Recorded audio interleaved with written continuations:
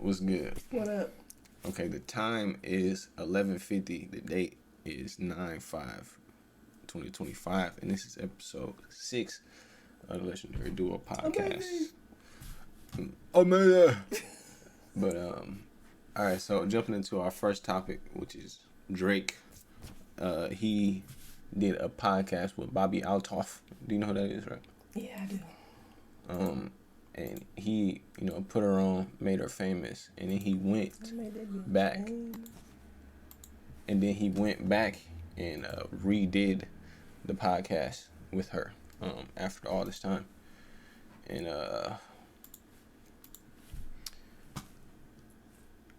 me personally, I don't think really anything interesting happened. I mean, no disrespect to either of the two, but Drake is really not that interesting as a person. He does sound extremely white. I forgot that he sounds so white and just so soft when he speaks. And it's really unbelievable because he raps completely different than how he speaks. But it's just not really that interesting to me because I'm not really a Drake glazer. It's just nothing really. So I didn't really watch it. It was hard to watch. It was really hard to watch because he's not really that cool, He's not like a Wayne or a Cardi or anybody. I don't know why his fans, when they glaze him so much, I feel like when he talk, he kind of loses his aura because you just see he's not really like, I don't know, anything that he really sounds like in his raps. He just seems like such a nice, cool dude. He seems like he gives like, just like, how you meet like somebody white, you can tell they from like North Wisconsin, yeah, you know what I'm saying? Yeah. He gives North Wisconsin vibes, you know what I'm saying? He could be from Wisconsin vibes because we got some super nice people up here, you know what I'm saying? But I just, nothing really interested me to talk about this episode. Did you watch it? I didn't. Like, one, I was surprised her comeback was so fast.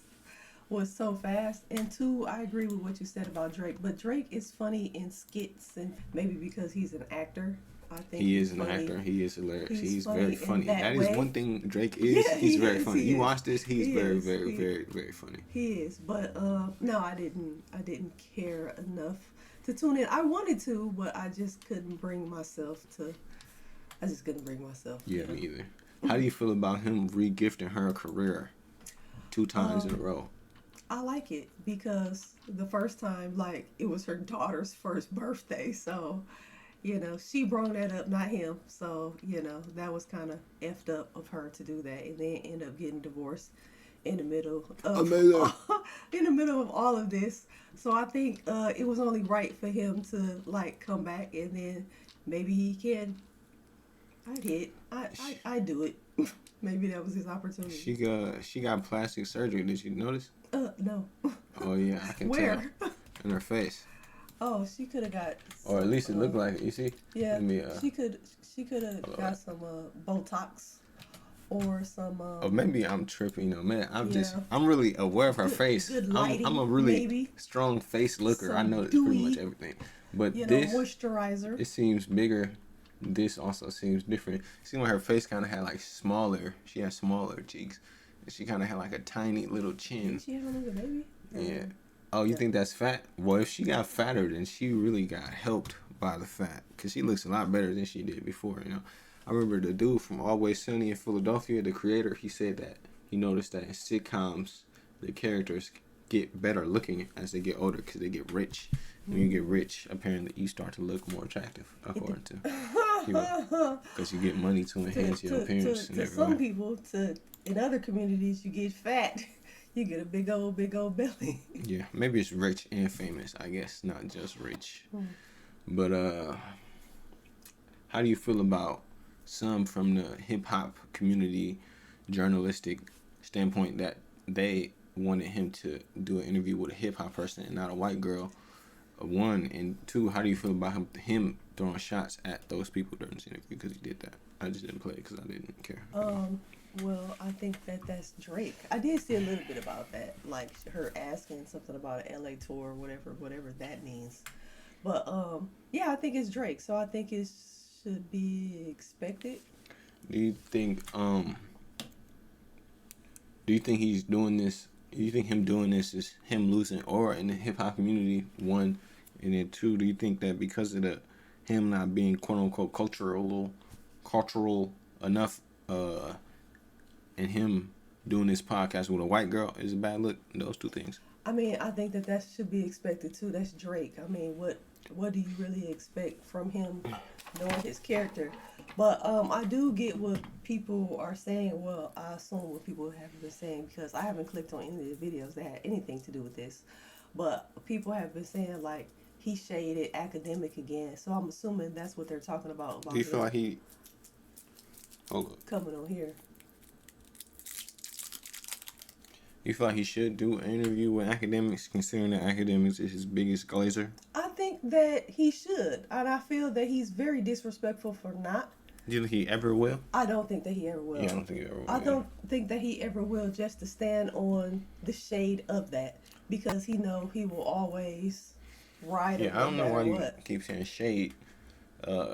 He just sees Ack as a fanboy. I think because I think that's all Ack is. He's just a fanboy. But even still, you wouldn't, somebody who has such a big influence, you wouldn't just sit down with him for 5 minutes, like do 15. You know, Drake didn't have any friends in high school. He said alone at lunch. He like me. He need that validation from other men. He need people to look up to him. And you know how he look up to bro? You can never do anything. Yeah. That's how Ack look up to Drake. Drake, you can never do anything to, or that's what Drake would tell Ack.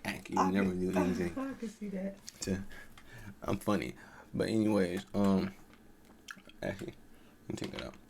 Anyways, hold on, wait, it was something else, that happened here. Yeah, I mentioned T-Rail. That was funny. Do you think that it's he's trying to have sex with her? I don't think that he's trying to have sex with her. I think she would probably try to have sex with him before he tried to have sex with her. But like he said in the last one, I think he'd hit just to see what it do, you know. And I think that she would let him. Yeah. Don't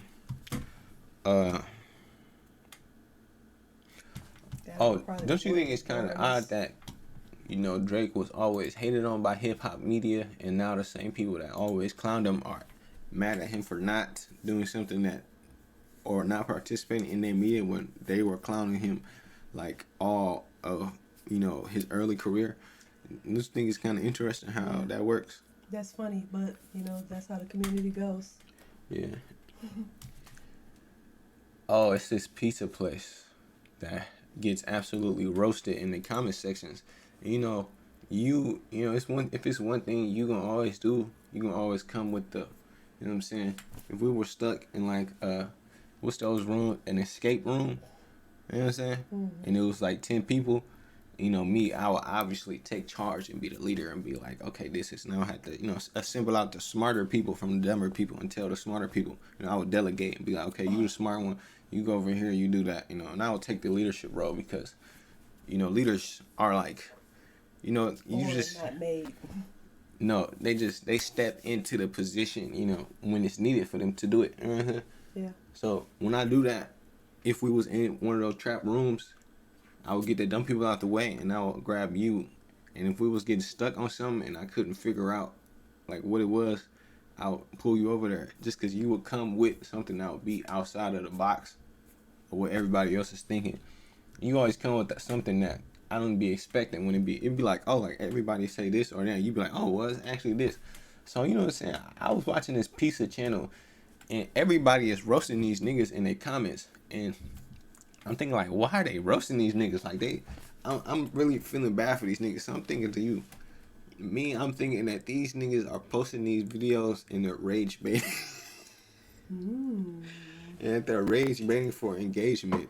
And that they're posting these garbage pieces. What state is this pizza from? I don't know. You see, that's what I'm talking about. You always want to know what state. I mean, I'm just gonna assume New York.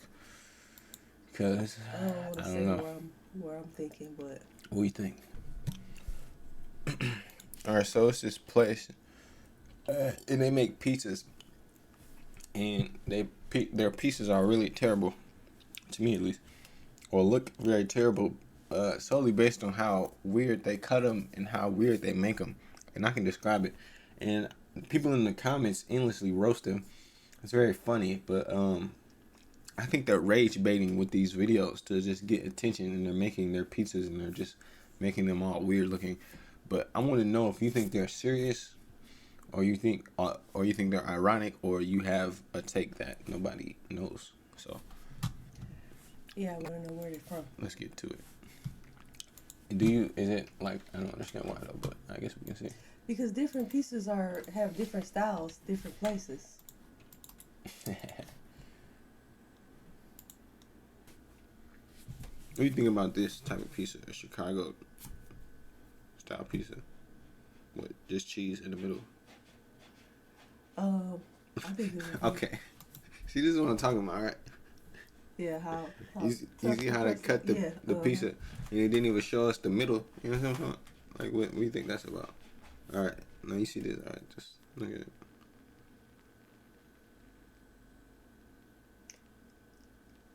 Yeah, most definitely that's on purpose.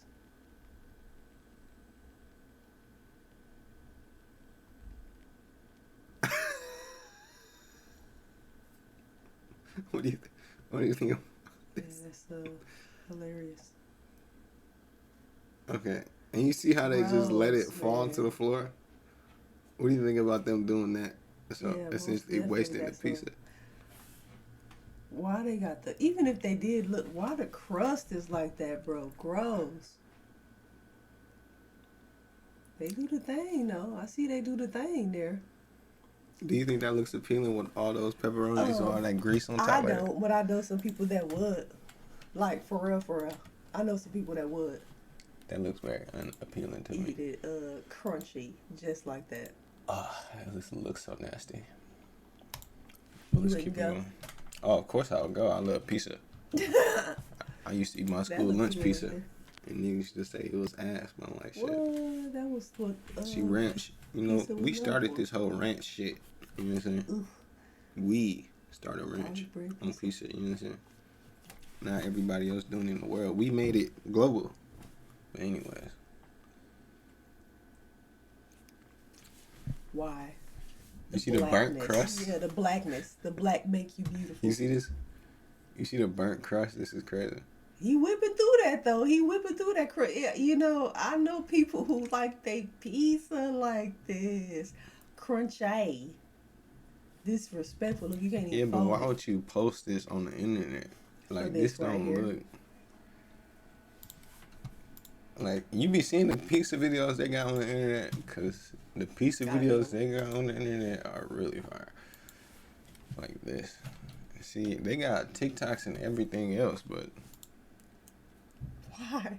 What's up with the charred crust? they had a black ass crust. Like, how do you get it like that? And look at all with the inside still undone. This is a truck. Look at this shit. Ugh, gross. I know. That's love handles and arm fat and oof. Oh my gosh. Oh my goodness gracious. Look at that. That looked like Star Crunch. You know, what do you think about this? This looks Oh my appealing gosh. if I that's started to say something. That looks disgusting. Ooh, that's not even done. That's soup. Look at the black. The black crust. How? Okay, let's just. Alright. Oh my, look at this, look at this. This is even funnier. You see this? That looks so nasty, doesn't it? This is crazy. That's just like a stick of butter on each slice. Gross. Undone cornbread. Hilarious. Alright, so that's basically what I want to talk about. Yeah, so this is perfect. Saw it. These are all perfect illustrations. Saw it.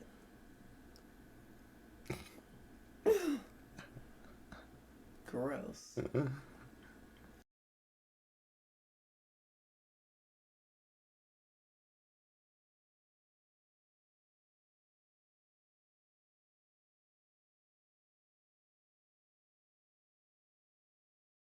This shit is crazy.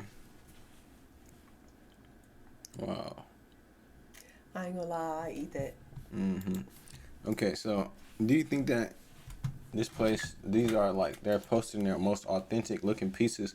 And if you see this one, the crust on here actually looks done, right? Yeah. But some of those, you can see like The cheese is done burnt on pepperonis. top. Because the pepperonis are lifted up in the air, which means they're burnt as shit. Crispy pepperonis, burnt They pepperoni, have pepperoni cups. extremely high Sodium.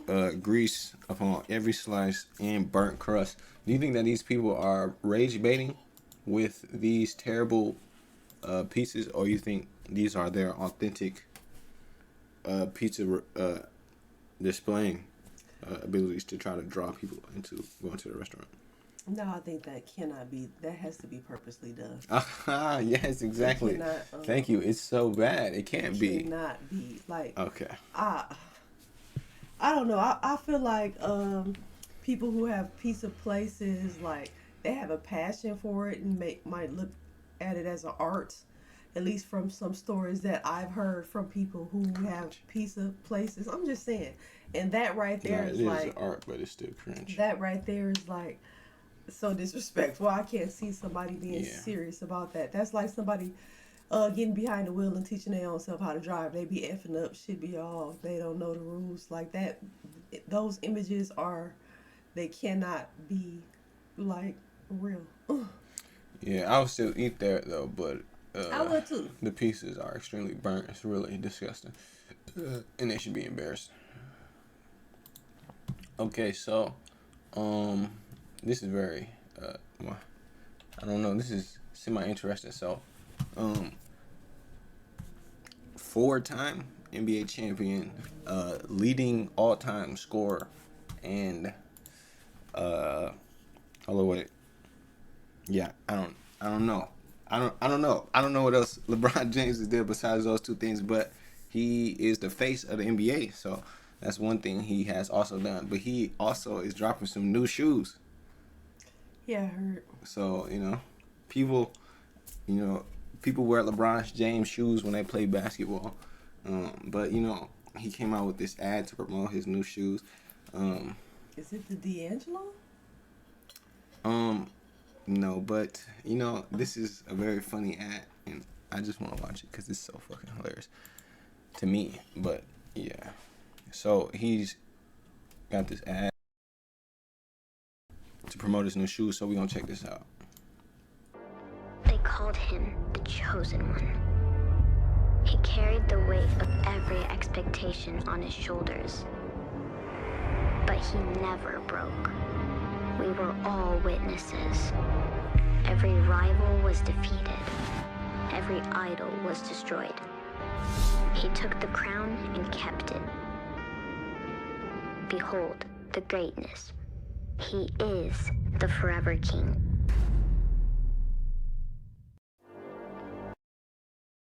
So let's watch that again because that was really funny. They called him the Chosen One. He carried the weight of every expectation on his shoulders, but he never broke. We were all witnesses. Every rival was defeated. Every idol was destroyed. He took the crown and kept it. Behold the greatness. He is the forever king.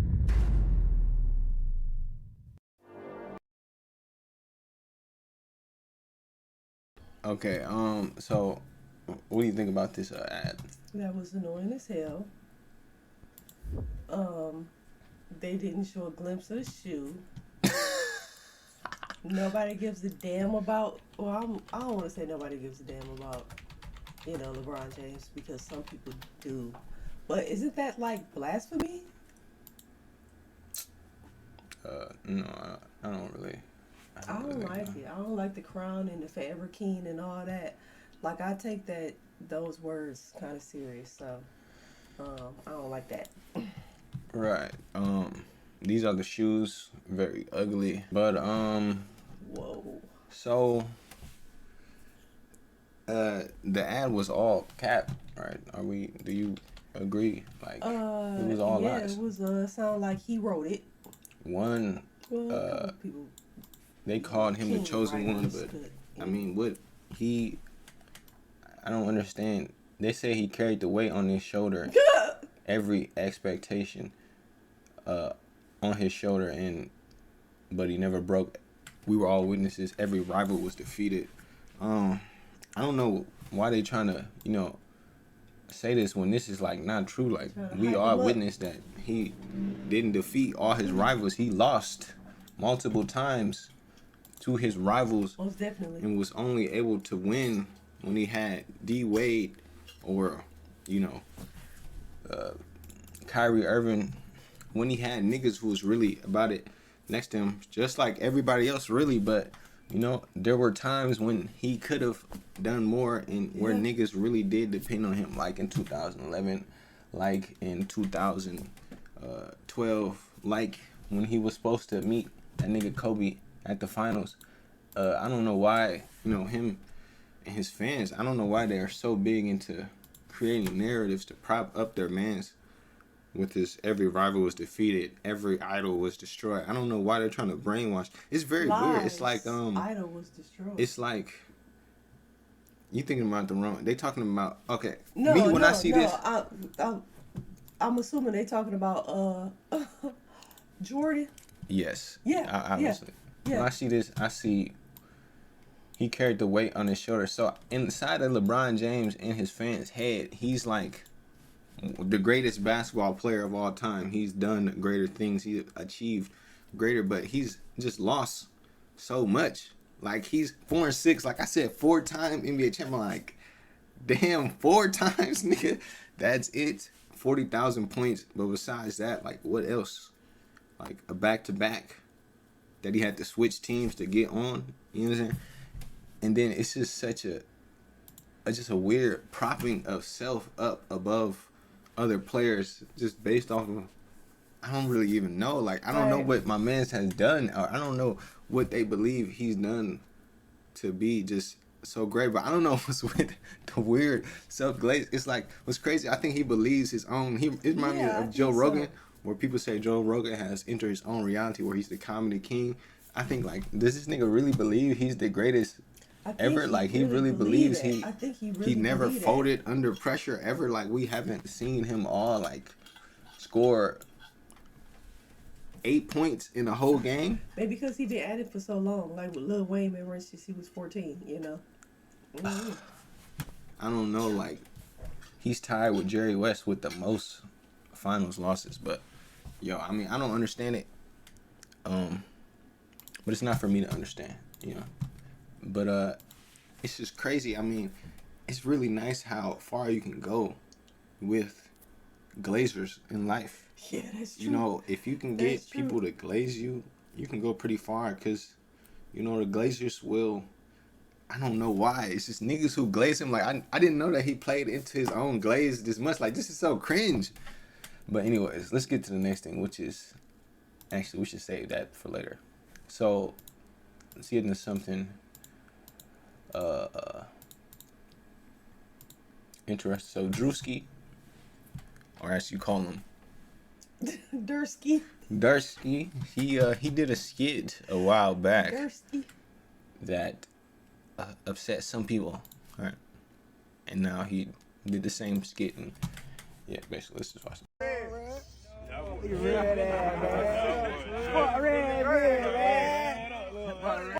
No, I'm chilling. I'm posted up. I'm posted up, bro. Y'all boy come shot, man. I ain't on shit.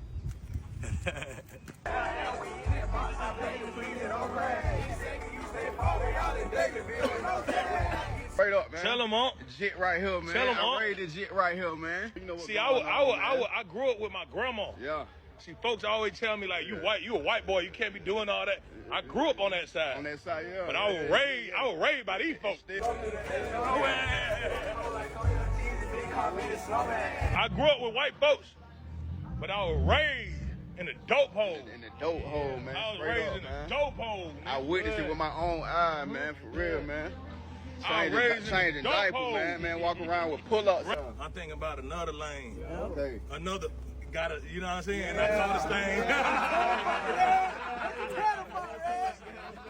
Another. I know what you mean.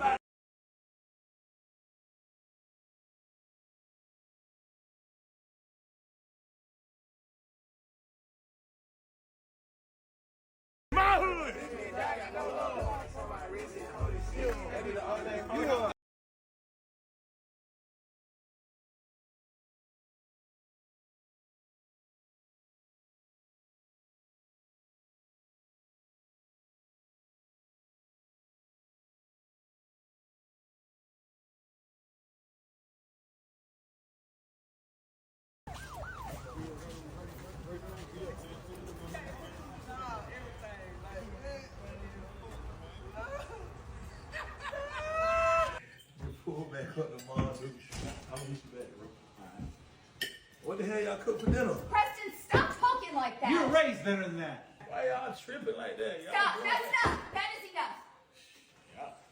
Oh, Come on now. Damn. Some of the, I don't know what you call them. Only way I know how to call them is dirty white boys. Is that the correct terminology? I don't know.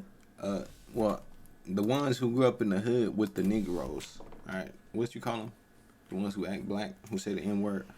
Jen Lee, that dude from St. Louis, that dude who's on the XXL. He used to call him something back in my days, but I don't think you could say it. Oh, but some of them was like, oh, I think they was taken as a joke, but he basically did the same thing, but he did like the hillbilly version. And yeah, we understand.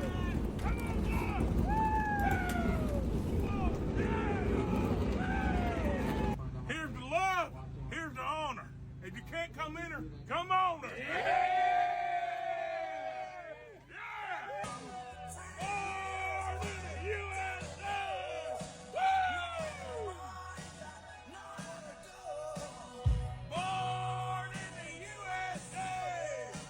Hey, Suanna. Suanna. She's not listening. Hey, come up. You need to listen to your nana. Go ahead, baby. 6 o'clock. Girl, you crazy now.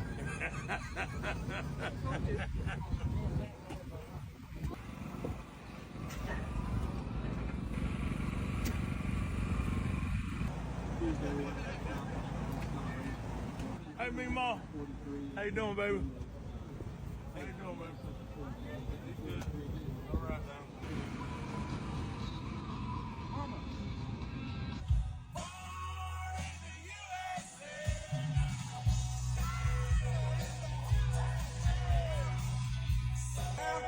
Hey, you lost, boy? No, I'm going to the race. What race? NASCAR race. You going to NASCAR? Yes, sir. A little bit. You ain't lost, is you? No, I'm good. I'm going to the race, sir. Sure about that? Yes, sir. Find something safe to do, boy. Yeah. If liquor don't kill us, pussy must.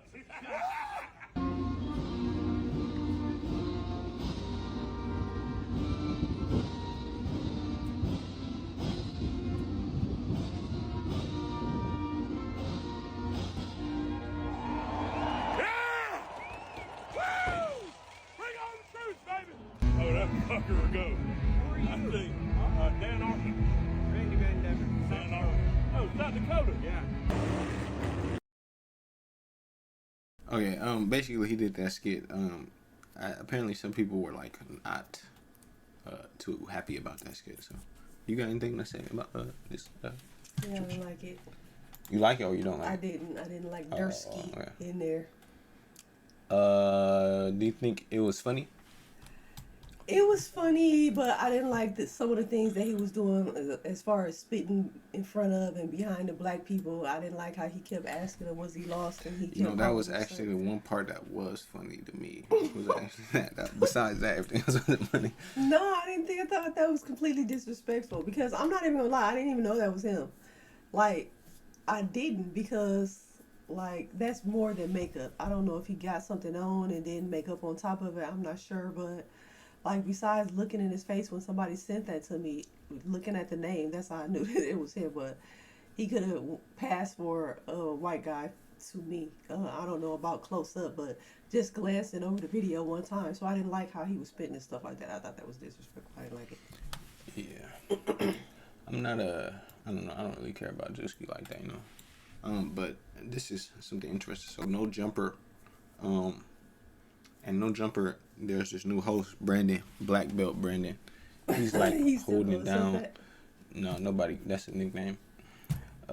He's been holding down No Jumper as far as content. He's like the new Flacco. He's the new main character. He's the best they got over there so far. But he's been in a lot of controversy after he got. Some people say he got knocked out by this dude named Mike during this No Jumper live event where they was looking for a new host, and they end up getting this Glazer dude. Like, they got this, like, who Lush is? I heard. It's the white short dude from No Jumper. He's like a super glazer. Oh yeah. They basically got the black version of him. He's like a super glazer. But No Jumper. Brandon, he's been in controversy after that slip. He went to Africa for 2 weeks. He came back and then he went to a dojo, or he went to, well, I didn't give you the context. So it's this dude named Viral Way, who's this short black Long Beach dude who's like super pro black, super duper misogynistic, and super duper short. But anyways, he was on his live stream. Brandon had hopped on with this black Mexican dude, and they was arguing back and forth. And the Mexican black dude said, "Yo, I got a $40,000 gym in my garage. We can come fight." And then Brandon pulled up there, and he asked Viral Way and his brother Messiah to pull up. And they pulled up to fight, and turns out it wasn't a gym. It was just a cheap-ass garage. Oh. And the Mexican dude, he started getting all up in Brandon's face. And Brandon had went back to the car, and he had called his real friends. That's what he said. He was like, "Oh, I'm finna call my real friend." He called his big homie in the fighting world. He said, "Oh, should I fight here? They don't have anything but a mat." And he said, "I got some dudes with me, but I don't know if they got my back." That's what he said. And then the other dude ended up hearing it, and they went back, and they went and they did content. Everybody did content, but the most important thing is the video. And I want to ask you, one is, do you think Brandon got marked out? One, two, what do you think? If you do, or one, and then two, what do you think he should have done in this situation? So.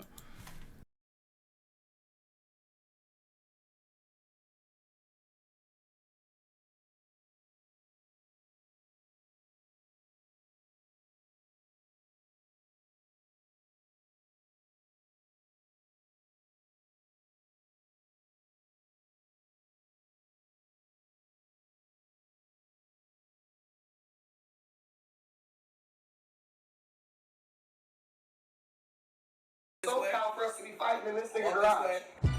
We got concrete floors. We in somebody. No Jumper was concrete floors. Nigga said that he got. It's ultimately gonna be on the fighter. I can't call it. When a nigga tell you his garage, I don't think. Bro, this what ain't you even nothing. expect that nigga to have a whole ring in it? Bro, exactly. Listen, have you ever seen? I can't believe I'm popping this shit in this nigga. You soft. Hey, bro, listen. It's fine. If I hurt my knee, whatever on this concrete, who gonna pay my medical bill? This bitch ass nigga no. Let me ask you. Why you need a medical? Why you worried about that? The man can't. He don't want to fight. Look at this. This scary ass nigga. You ain't get your hand on my face, man. Get your hand on my face. Out here, faggot. No, you a faggot. Come on in. Come on in. This man serious. I fight in the gym where niggas with money fight at. Hey, You don't want have you ever seen? It's like, y'all gonna do it on a match? Y'all gonna do it or not? Like, how we about to do it? I'm down for whatever. He said put him down, right? I'm down for whatever. He said, I got a gym in my garage. That's what he said. Nah, Bro, my nigga, come on. still the best in Please video call me, because I'm trying to show you what's up right here. And I'm talking about let's do it at a real gym. And this dude like, you're a bitch, you're this and that. I'm gonna take my advice from a real Muay Thai fighter right now. He's gonna call me right now. This guy's supposed to give me a headgear, not a kid headgear. Give him another headgear. You got no other headgear. The nigga said I got headgear. Did he not say all that? Pros don't use them like that. Nigga, we could have met at a real gym. Nigga, I got the keys. Nigga, we could have met at a real gym. Nigga, I got the keys. He said he can go open the gym right now. Yeah, go open the gym right now. Go open up one right now. I'll go with you. Bro, what? Let's go. You said you can go open up the keys to a gym. I'll go with you. Where my gym is at, we can't do this later. And my go with you. Where my gym is at, we can't do this later. He don't want it. Headgear don't need it. Mats not needed. All that shit is sport. For points. Did he pill out? Oh my god, if he pilled out. He a bitch, cuz. Oh my mama. Okay, so what do you think about that situation? That is the most hilarious hood I done ever seen. My boy gassed it up like he had a $40,000 gym. He had a gym. I could even see if it was in the garage and he had like a ring, like a real wrestling ring or something like that. My boy, like he said, he got refrigerators and deep freezers and all that. Man, he's supposed to. He was 100% right for leaving and for not fighting that man. Because, like he said, if I was to hurt myself, what if this refrigerator was to fall on me from all of this noise that we making or bouncing or whatever the case may be? Who's going to pay me? I got a podcast, everything else like that, no jumper, all of this, and they will move on. You know, like, it's wild. It's wild that he gassed him up like that and had nothing. I don't know if he thought that he wasn't going to come for real or what, but yeah, that's crazy. I would 100%. I don't care if I would have whooped him. You know, I would not have fought. And then with him being all amped up like that, when I'm trying to be like, what the fuck is this? You know, I'm not in the same mindset because he has something to prove and he has nothing to lose. So, yeah, he was right for leaving. Yeah, he should have fought, bro. Dude is a nobody. And he capped about having a gym. He's a liar. And, you know, he's a nigga. Anything bad could happen, you know, after that situation. You don't know what could have went wrong. But anyways, let's get to the next situation. Man, I opened these the specific way because it was supposed to be a specific way. Like, so, Bella Thorne, you know who that is? Bella Thorne, or should I say Disney star Bella Thorne, who was on the show, was in there, turned singer, turned OnlyFans model, turned now current or ex OnlyFans, I don't know how that works, has proposed to her man. So, let's get into it.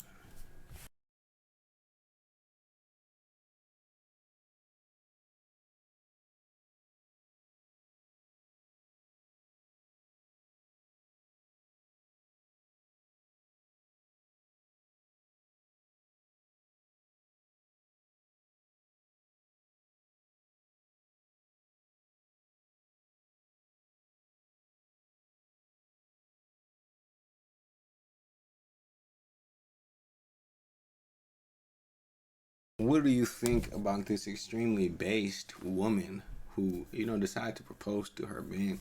Now they're, you know, together, and, you know, how do you feel about this extremely cool situation that just transpired? What happens after that? Does he stick his hand out and then she put the ring on it?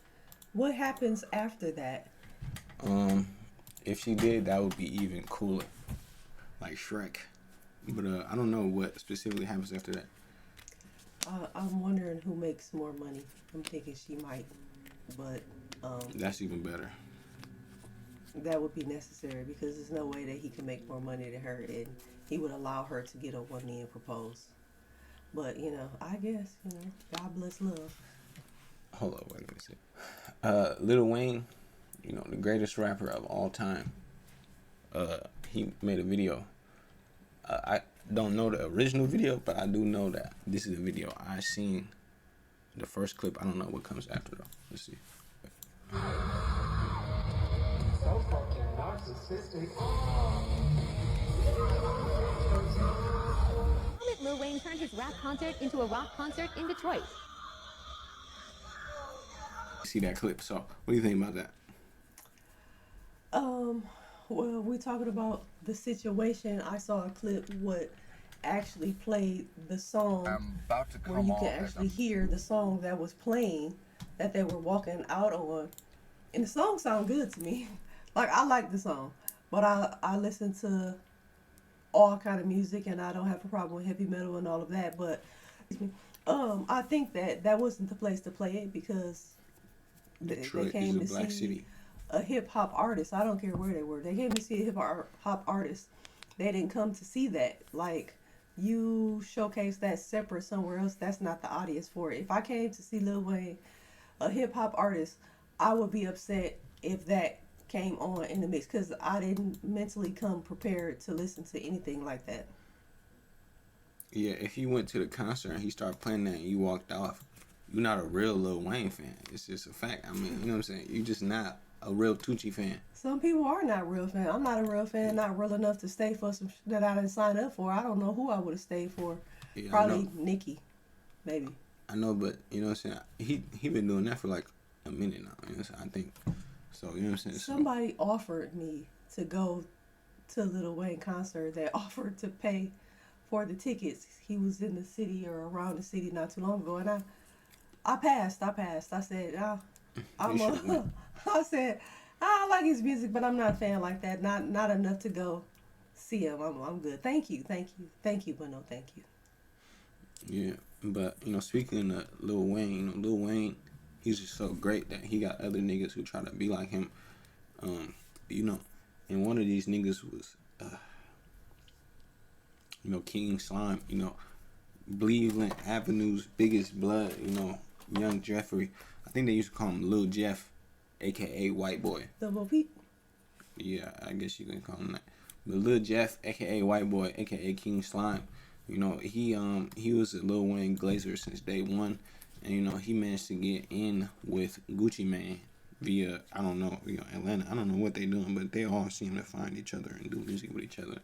And then after being in with Gucci Mane, he ended up getting in with what's his name, Birdman, and they end up linking. What was it, about 2015? He didn't end up signing with him, but they ended up linking. And then at this time, Birdman and Lil Wayne start having beef, and Wayne was going to Atlanta, and somebody had shot up his tour bus. I actually remember when this happened, And time after that, Young Thug had got arrested for threatening a mall security guard to shoot him in the face, and he was in jail during that time. And when he was in jail, he got pulled in by the detectives, or I don't know if they were detectives specifically, but he got pulled in by police officers, and they interrogated him for 2 hours, which is 120 minutes, which is 60 seconds times 120, and he sat there for the whole time. And the person who got charged with the shooting is this guy named Pee Wee Roscoe, whose real name is Jimmy something. He got charged with shooting up the Lil Wayne bus, which is crazy.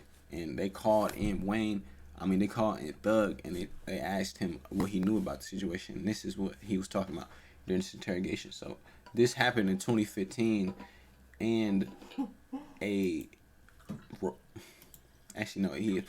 Rolling 60s Crip member, Seti Nash, who from Thug's words, I thought he was cool with the 60s, that's what he said, but I guess he was just talking about Nipsey. But Seti Nash had posted two weeks ago this 2-hour interrogation, and Trapula Ross, who is a Gunna Glazer, he ended up reacting to this video and making this clip go viral. So let's get into it. So Young Thug interrogation. Get a feel and just get a background of everything that's going on. Does that make sense? Okay. Lives in ATL. Anyway, man, what I would like to do is just talk with you and just, like I said, get background of this whole shebang of just the whole history of what's going on. I'm sure you know what happened in Cobb County, right, with Pee Wee and all that crap. Oh, Roscoe. Yeah, Roscoe. Oh yeah, with the Lil Wayne shit. Yeah. There's a lot of stories, I guess, that are out there. Who knows if they're freaking true or not? You know what I'm saying? But that's why we're here. You can disprove it. You know what I'm saying? Does that make sense to you? Disprove me, like sort it. Yeah, just sort it all out for us. You know what I'm saying? Because I'm sure you've seen in the media, man. They blowing things out crazy, right? The media's just they make their own story, right? I haven't even been able to be doing shows with them. Because of that? Yeah. Oh man, that sucks. Shows. Like they got canceled, or like you can't even get bookings. Like it's like I don't know. Like I guess they don't know what the hell going on. Like promoters, so they be like they don't want to just put their money in. I got you. That's not good. Hell no. Alright, so, that's them telling them what they wanted him to talk about, which is Roscoe, Pee Wee Roscoe, the person who was alleged for shooting up the bus. So, during this, well, I don't want to give the after effects, but, he's talking for a while, as you can see. I understand it. I get it. Yeah. So that shit crazy. My whole fan base is kind of like kids. Whole thing, like 70% of that shit, kids. Let me let you eat, man. You keep trying to eat, man. Yeah, You keep... I'm trying to eat. No, but fuck, that's crazy. What's the next album? I mean, not album. What's the next song to drop? What I'm dropping? I just dropped a song. It's called Paradise, and It's on YouTube. Yes. Okay. I want it to be. Hip hop. You got to leave. ATL. But it's 306 songs. They got to leave. That's one of the songs, and I feel like Wow. I would like to just push that one. Huh? You got a bond? You get out, right? I think so. Do it. I don't know. Who took the charges? Who took the charge? Yeah, to get you in here. I mean, I know it's the cab. I know it's the cab. Yeah. I don't know. Oh, that didn't tell you if you got a bond or not? I had my charge was what did because you know I'm off. It's terroristic threats is what I was told, but I don't know if you have a bond. Yeah, that's what it was. But you said you came to talk about Lil Wayne and Yeah, I'm just trying to get the whole background between Roscoe and Lil Wayne and all that. You want me to tell you honest? This is honest God truth, man to man. Mm-hmm. This motherfucker is these niggas.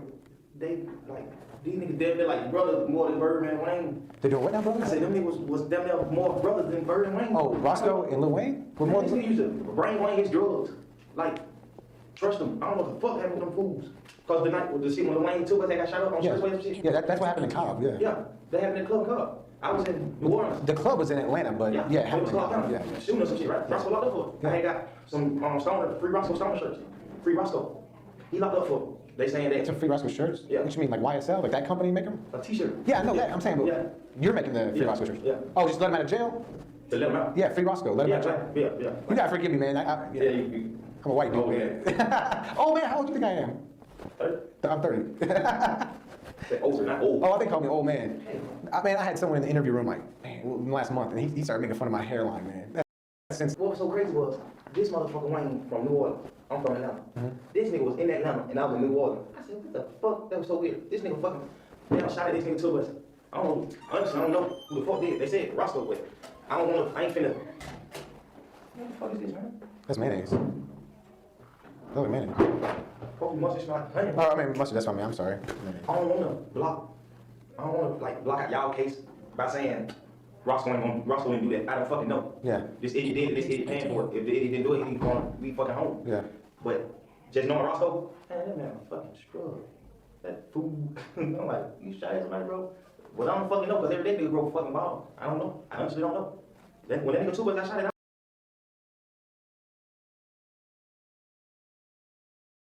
but I don't fucking know, because every day nigga broke a fucking ball. I don't know. Shot at somebody, bro. But I don't fucking know, because every day nigga broke a fucking ball. I don't know. What you think he said? Because he put it, Sadie Nash had something that's different. So what they saying on the internet is that he said during this part every day that break the law. That's what he said. You know? I can see But that. he said he break the wall. So what do you think? Hold on, wait. So that's supposed to say they said that was him saying that man is a scrub. Right? That's what they're saying. Right? We fucking home. Yeah. But just knowing Roscoe, man, that man a fucking scrub. That fool. I'm like, you shot at somebody, bro? But I don't fucking know, because every day nigga broke a fucking ball. I don't know. I honestly don't know. When that nigga two got shot at, I was in New Orleans. Yeah. I think I understand what's happening. I think Sadie Nash got an AI. I think he got an AI subtitle. Yeah, I think he did say. I think he said every day a nigga broke the fucking law. Did that sound like they said? Yeah, to that's you? what it sounded like you said to me. What, They were booming me and shit. I'm like, what the fuck? That nigga really got the world like we beef. Hypothetically, why would Roscoe do that? If he did it, why would he do it? I mean, hypothetically, like. You said why? Yeah, like what's his beef with him? I mean, if they're boys, I mean, why? I mean, I just don't. It don't make sense to me. Like, I understand Birdman and Lil Wayne got beef over money, but what's Roscoe got to do with any of that shit? I don't know. I'm sure that's a hell of a fucking question I never even thought of. It's so, everything moves so fast with that shit, with Birdman and Wayne to the point. I ain't even never thought, like, what the fuck is Roscoe doing? But I talked to Roscoe on the phone. Roscoe, I was like, bro, what the fuck is going on? You alright? He like, bro, I promise to God I ain't do nothing. I ain't do. Okay, basically, he go on to explain to them the beef between Young Thug and Birdman. and he tells them stuff that they didn't know. This is a long video. He talks like a lot about. He tells them the beef between Birdman and how we got started. That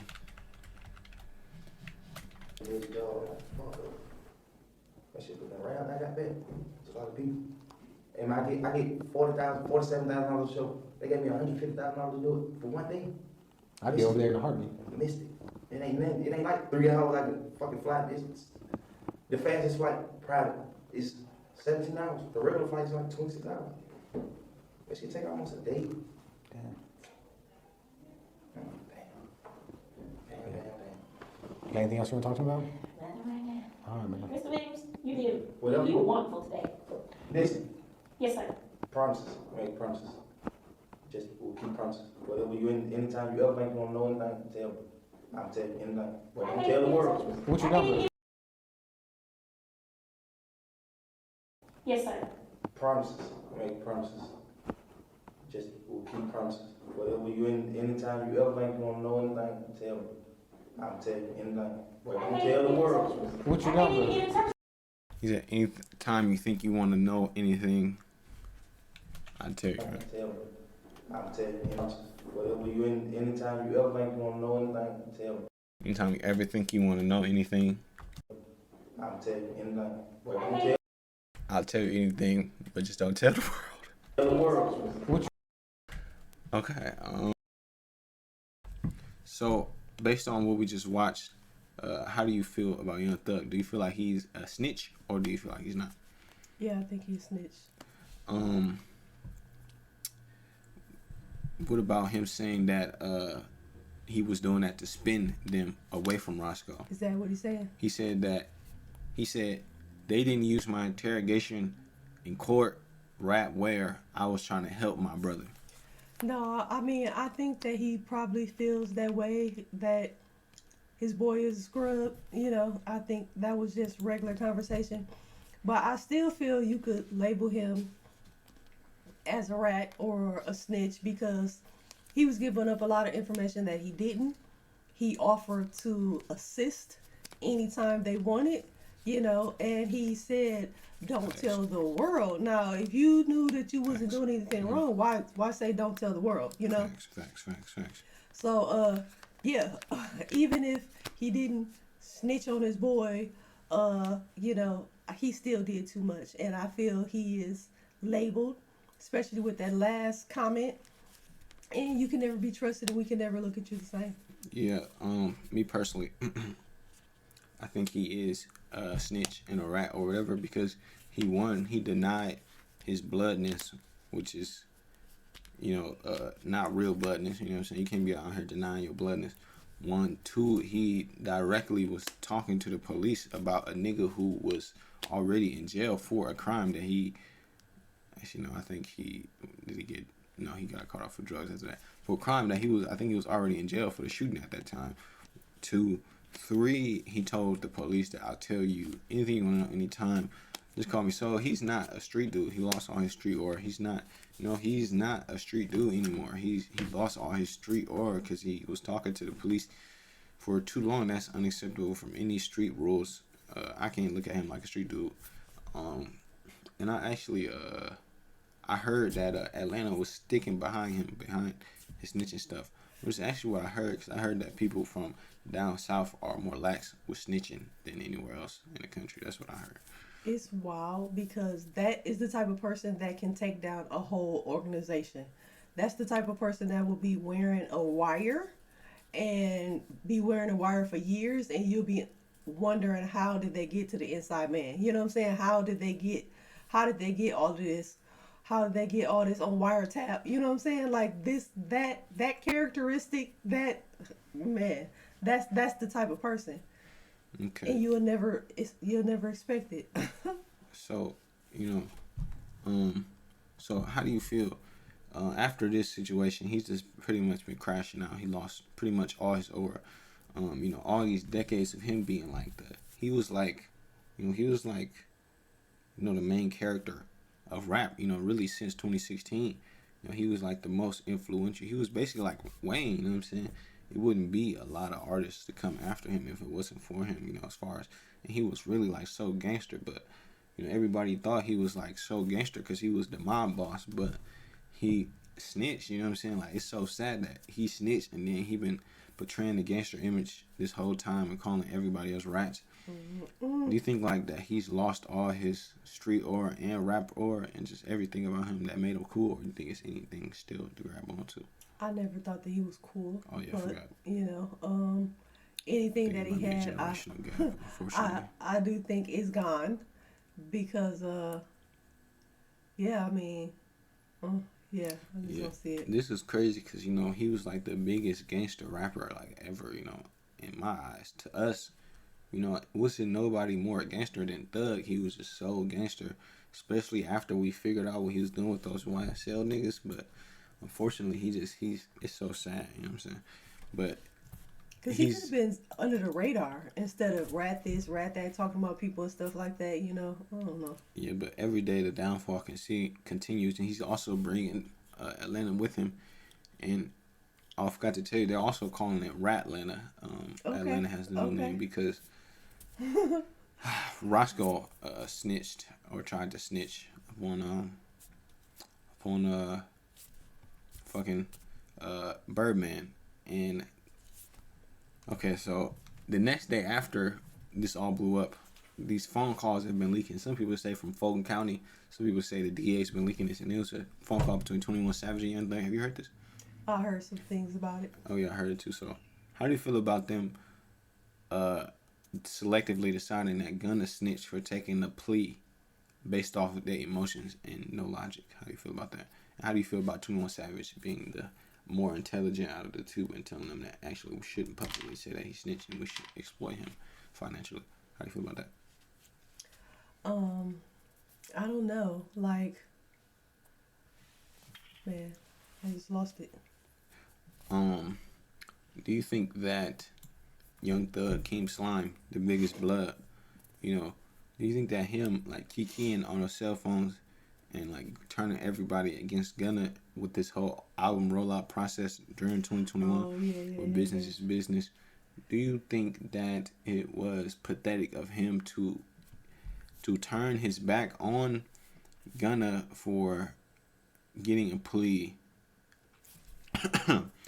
and then tell his older brother that he could take the plea that Gunna took, but it's okay for for his brother to take the plea that Young Thug told his brother to take because Gunna took the plea first, and he lied upon God when he told 21 Savage that he didn't tell his brother to plead. And it turns out that they have this new thing that Whack 100 created called second party cooperation, where if you tell somebody else to snitch, that makes you a snitch too. So he told somebody else to take the same plea that Gunna took soon after Gunna took it, which would make him a rat according to, you know, his own standards. So how do you feel about that second layer of hypocrisy that was dropped via the phone calls? I mean, I think that that's funny because I never would have looked at it as secondhand, you know, snitching, but they do think that. And I think it's really funny how all of this is bringing different things to the surface because, like, I thought everything was set in stone, not like it depends on who. The only thing I think that matters is if people are in the life, claim to be in the life, and if you're a regular civilian. I think that's the difference. Besides that, you know, who did it first and all of that, I think that's wild. Gunna is a rolling 60s crip, though. Yeah, I know, but I'm saying, like, how it's okay, what Gunna is a snitch, but his brother, it's okay for his brother. You know what I'm saying? Like, that's wild how we pick it and choose, and I thought you can only pick and choose, like, if you in the street. Atlanta I mean, pick and choose it. Them, you know, I think it's wild, and I think it's funny that these calls are being leaked because you have to know that they're being recorded. Do you think that this is exactly, he's a moron? Do you think this is a strategic play by the district attorney to destroy Young Thug? I do, and I love it because regardless, you still have. I don't. Even if you're not talking about the case, all of your calls are being recorded. You have to move as such, like they being recorded, and they can be leaked. You know how you haven't been in there long enough to not see videos of people and rappers in prison being leaked. I don't know if calls got leaked like this, but you know stuff get leaked, so you don't think that your conversations will get leaked like that? Do you think that that Young Thug, that one Future, Wham, and T.I. Gucci, all of these high profile Atlanta rappers are going to openly stand against Young Thug, call him a rap snitch, or you think they're gonna side with him and stick by him, by his side? You know, the Migos. Well, all the people. Yeah. What do you think about that? I would hope that they would turn against them, and I think that would be the only thing that would save Atlanta from being Ratlanta. Because if they were It's too late. It's already. You think so? I think if T.I. and some other people like T.I.'s a snitch. T.I.'s a rap. Oh yeah, I did. I got called on all those. Yeah, I do. I remember. I forgot about that, but yeah, it might be over for him. Yeah. Do you think that 21 Savage is a snitch? No, I don't think so. Yeah, apparently he was cooperating in order to get back in the country and got detained from ICE. He cooperated with the police. Do we got an audio of that? No, but in which way did he cooperate? Whack 100 said he got the files upon him cooperating with the police in order to get back. Whack 100 got everything. Let him tell it. Yeah. Oh, speaking of Whack 100, QCP, who is he has a record label under Motown, and it's signed Little Baby, that Lakita, that girl from Milwaukee. What's that dude from Detroit? The dude who killed his auntie from Detroit. Lil Yachty. City Girls. What's his name? Lil Baby. He has QCP, QC Quality Control record label. He has sold the record label for 300 stacks. That's it? Yeah, and I know, right? Young Thug was talking to Mariah, the scientist, his girlfriend, about him doing that, and about Young Thug. About Lil Baby, and he posted something online. He said, "Wham, we all good. XYZ was understood and got to be explained." He deleted it 2 seconds later. Do you feel like that him mentioning, or do you feel like that he's going to drag Atlanta down with him, and that Atlanta will never ever be looked at as the mecca of hip hop like it has been ever since those, niggas from New York who've always really never really had that much good rap music? They always just been super overglazed. How they, have dropped the ball since the 2000s, and Atlanta has took it. You think that it's the end of the Atlanta being the place of the hot rapper era, or you think that Atlanta is going to survive this and overcome after, or keep pushing forward? It's hard to say for hip hop. I would say yes, but it's hard to say because this new generation doesn't care about a lot of things that other people stand on. And then, especially since they are the ones that's like accepting this, and they have a big influence on different things. So I think they control the narrative, which sucks. But no, that's how it's supposed to be, and how it's always been. The youth has always controlled the narrative. But I'm talking about Atlanta itself, you know. Oh, yeah. But yeah, it's hard to say. I would think so, but would it be in 2025? It's really hard to say. TikTok and social media and people's opinion will be the one to decide that.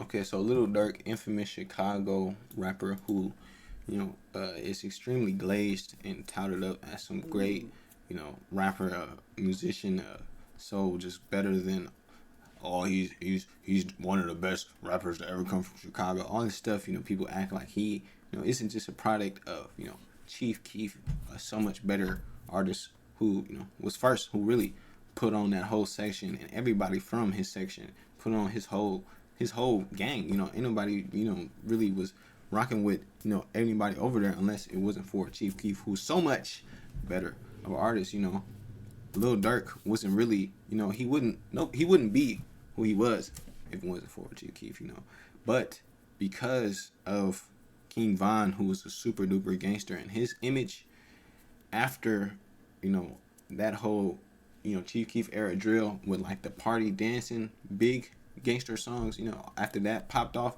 and this new like super dark murderous I killed XYZ person, you know, all this super duper murderous rap came through King Von. Lil Durk kind of hopped on that, you know, super duper gangster, re-hopped on that trend. Because if you listen to the music from, you know, the early 2010s, it was more like poppy and like just how, you know, Chicago music used to sound back then, you know, very catchy. That shit used to be so much fire back then. Like that one nigga, I'ma throw this money like a free throw, you know what I'm saying? Mm-hmm. That expired stuff, like those type of beats, he's transitioned from that to the super duper gangster stuff. And I remember this happening during 2019, 2018 stuff like that. I remember hearing about Lil Durk, but I wasn't hearing about Lil Durk like that, you know what I'm saying? Back in 2015, 16 like that, you know? Until that era, until he collaborated with all these artists, till he went down to Atlanta and doing all that stuff, he wasn't popping like that. And this is something that, you know, people have said. Hello, You Seen did a video about this, you know? People have talked about this situation before, you know? And Young Thug, he was talking about how, on the phone call, how, you know, during this time period where, you know, Lil Durk's career wasn't popping like that. And this is what, you know, people know. People acknowledge this, you know what I'm saying? And he hopped back on the drill, you know, dissing dead people, etc. You know, violent hip-hop wave, and his career grew back. And also moving down to Atlanta and collaborating with other Atlanta artists. You know, his career got revived. And according to, you know, Young Thug, after his career got revived, he stopped, like, clearing verses for certain songs, and he was taking longer to do the songs. And Traveler Ross came up with the theory that Lil Durk was doing this because Young Thug wasn't paying for the feature. So it kind of made me think. So, Lil Durk, do you think that if, you know, I was popping at a time, right? Or, first off, what do you think about, what, did you hear what Young Thug said about Lil Durk? I didn't. I knew there was something going on, but I didn't really tune all the way in. Okay, hold on, what? You want to watch the video? We can. Alright, because Trap Lord got a video about it. So basically, Young Thug was like, yo, like, what's wrong with him? He's taking too long to clear the features. I was helping him out. His career wasn't doing too well. And, you know, niggas got really, like, pressed about this. Like, it was like, he backstabbed. He backstabbed Lil Durk. I didn't know who he was talking about. Okay, hold on, let me see.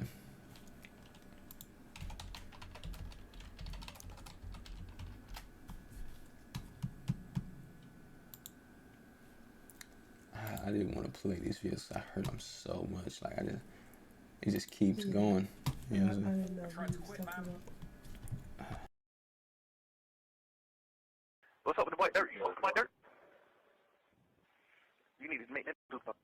You need to make that nigga. You know, I don't know. I did a lot of players for the boy too though when the boy career went where it supposed to be, man. Pluto. I really like locked in with him, like get really with him. But I don't know. He acting a little different. I don't like that, man. Like. I done sent him a few songs. He just like, shit. I know for sure going right up. He just got them taking the time, you know, go to testing back 4-5 days, 6 days later, just like that little type shit. Like, man, you got going on, man.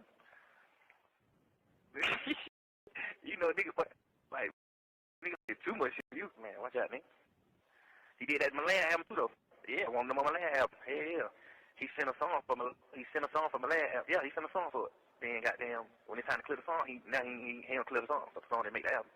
Like little shit like that. Man, didn't clear it. Didn't clear the song. Yeah, he did. He worked out. Then you get on the internet, keep talking about thug this and that, man. Set that cap ass out, man. He rap nigga be crazy, boy. Alright, so how do you feel about this conversation? Do you feel like he's snaking Lil Durk? He's a snake. Slime. A little bit, but not really. I mean, that's how he feel. You know what I'm saying? That's how he feel, and that's how it be. People be talking about people. They you know, on the phone talk about people being. It's normal. You know what I'm saying? Yeah, that's normal. What I thought too. Do you think that this is an indictment upon more so Lil Durk's character? More so because, you know, I seen Hello You Seen, he did a video about that, how, you know, actually no, he ended up clearing. They ended up doing the interview with Axe. So, but you think that's an indictment upon Lil Durk's character more so than Thug's, or no?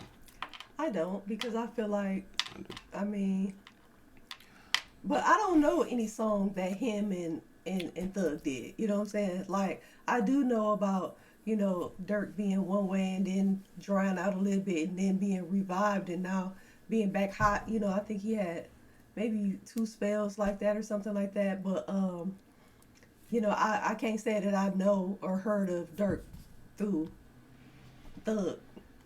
I haven't. Like, I heard of him, when I was introduced with Vaughn and stuff like that. Then I went back and, checked him out and stuff like that. So. Yeah.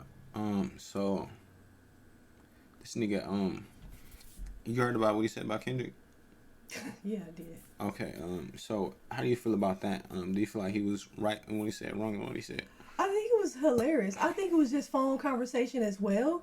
But I think he was acting like a girl. You know what I'm saying? Like, because so what if he don't post on his social media? Why he gotta delete it? He don't have to. He talking about keeping everything for. He don't have to. He doesn't have to do that. Yeah, but don't you think it's kind of like oral farming, or some people think themselves to be like super better than other people because they have social media, but don't you feel like he was right? Like, nigga, delete your shit, nigga. Why you trying not to post? Have all these followers like, oh, look at me, oh, I'm oral farming. Oh, I don't post on my social media, but I got all these followers. I don't, because I feel like if he didn't have to have social media, he wouldn't. Some people only have. Gotta have socials. Some people only have stuff like that to promote, or because a manager team tell them to, or this might look good or something like that. No, I think, you think he was correct on why he will never be bigger than Drake? Because he doesn't feature anybody. He doesn't like to collaborate. And like Axe said, he doesn't do the number one positions things that's required. Like pop out. I don't, and I like that though. You know what I'm saying? I feel like you can be true to yourself, whatever that is. Like he said, my temperament is bipolar.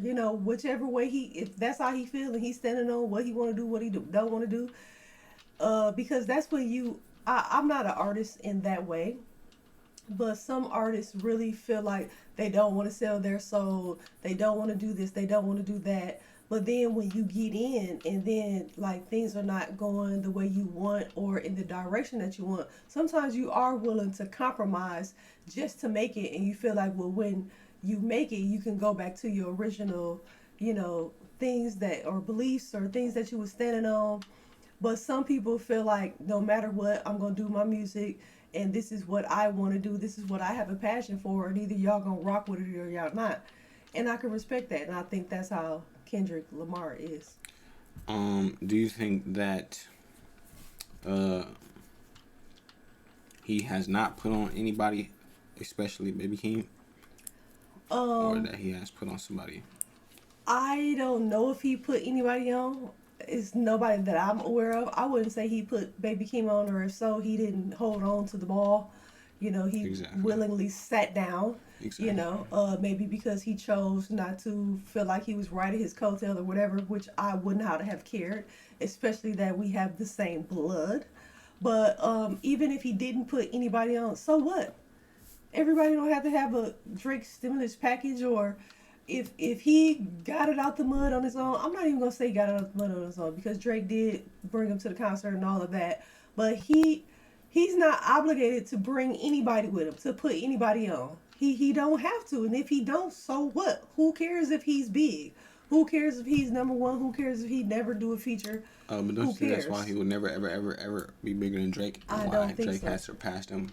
Even to this day, he only had one moment in the sun, being 2024, and another one in 2017. I feel like if he knows how to work that moment. You think he's ever gonna? He's never gonna do it again. But you think he's gonna surpass Drake again? Which he can never. But do you think he will? I believe if he chooses to, he could. I believe if he chooses to, he could, because I believe Drake lost so much with this. I like some of the music he been putting out. Drake is back like before.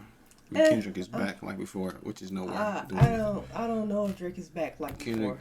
Isn't not gonna release another album to 4 or 5 years from now. That could be true, and that could be his choice. And I think if he brung back and he chose to release something, that it would be just as hype as it is now. I believe that. I don't think so, but I gotta pee. I'm gonna get something to drink. You gonna pause it or is pause already or what? No. You can pause. Just start. So Playboi Carti, you know, the best rapper from Atlanta, you know, definitely top 5 greatest rappers of all time. He you know, he always getting his music and videos leaked, but it's 100% his fault. You know, he could do things to get him stopped from leaking, but he chooses not to. So, you know, they leaked this video of him, and it's just a great video, you know. So, we're gonna watch it.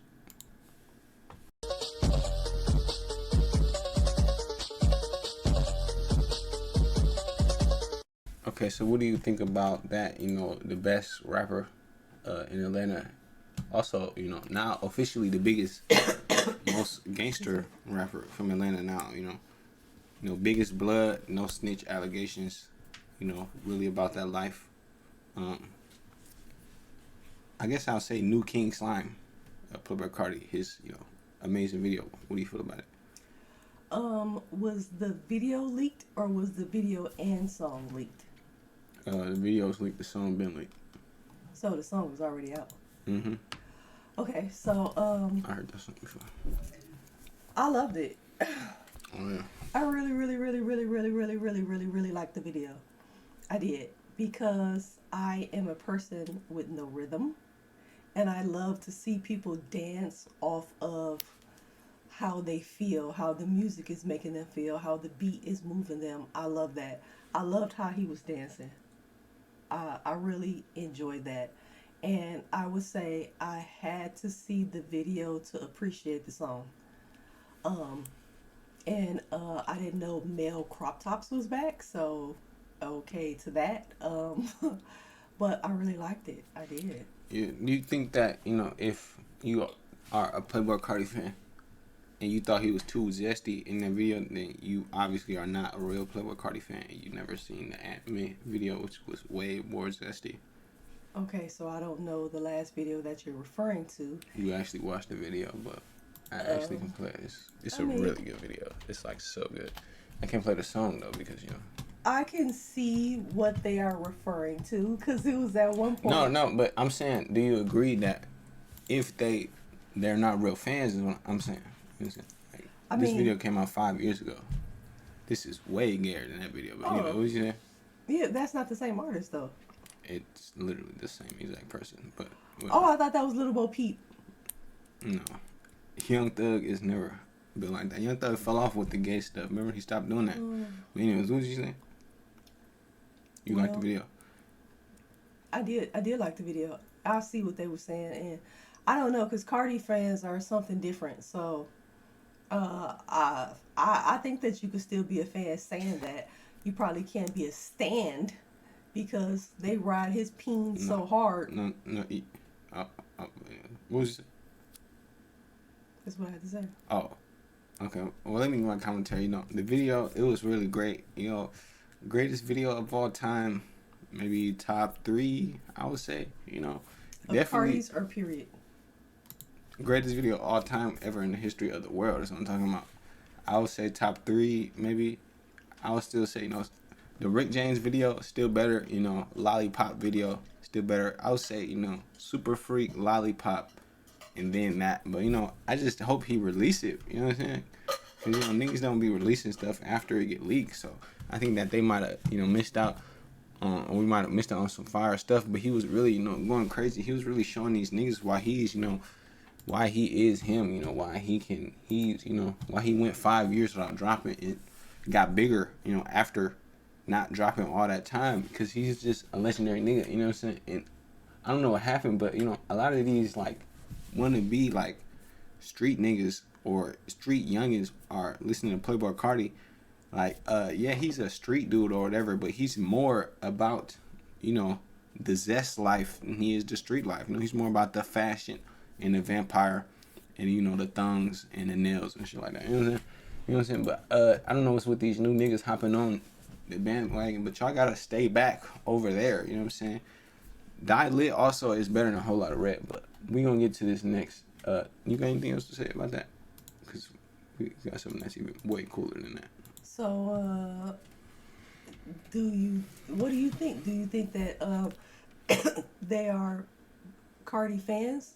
No. They're not Cardi fans if No. they feel like... If you didn't like that video because you thought he was going to lose, or if he dropped it, or you thought it was too zesty, then you're not a real Cardi fan, bro. You're not on the team, bro. Go over there. Go over there. Anyways, you know, something very, I seen a very interesting video. I want to know what you thought about it. We know is that roughly 6-7 cities will likely be impacted by this strike that is happening in Boston, and that includes cities like Vernon, Rosemead, Santa Fe Springs, Cudahy, Bell, Santa Fe Springs, Whittier, and parts of Long Beach. Now, Teamsters Local 396 says that this is a voluntary action with roughly 600 of their workers here in Long Beach and Gardena who will not be on the scheduled routes for today. Workers in Boston say they are negotiating with their employer, Republic Services, for better pay, better health insurance, and safer working conditions. Now, LA County Public Works has, again, designated locations where you can drop off your trash. You can log on to their website, plug in your address, and it'll give you the nearest drop-off site. All right, so what do you think about that video? I mean, I don't really know what I think about the video. They still got a drop-off site, so that's a good thing. No, let me play it again. Right now, what we know is that roughly 6-7 cities will likely be impacted by this strike that is happening in Boston, and that includes cities like Vernon, Rose. You get it? What, 6-7? Yeah. Isn't that funny? 6-7. You get it? Ain't that funny? Why are they towing out though? Is that was that part of the video, or that's just the that's party? You know the 6-7 kid? The 6-7 and 41, right? Or different 6-7? Oh no, it's a kid. My bad. I thought you knew because he's just so linked to 6-7. I thought everybody knew about, but no, it's a kid.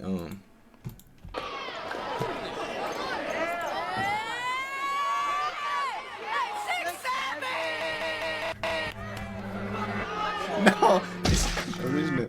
But you get it though? He just did that. It was a basketball game. Wow. Alright, so I literally don't know what this is, but we about to hop into the IG part of it too. Period. I'm sick of it. Baristas! Motherfucking drive-through hoes! Don't turn that fucking screen around at me. It's gonna ask you a question. No, the fuck it's not asking me a motherfucking thing. At all. Bitch, you done do nothing but press a couple buttons on the damn screen. Be for real, bitch. I got a tip for you. Get out my fucking face before I slap your head off. Now. Ban unnecessary tips. Period. I'm sick.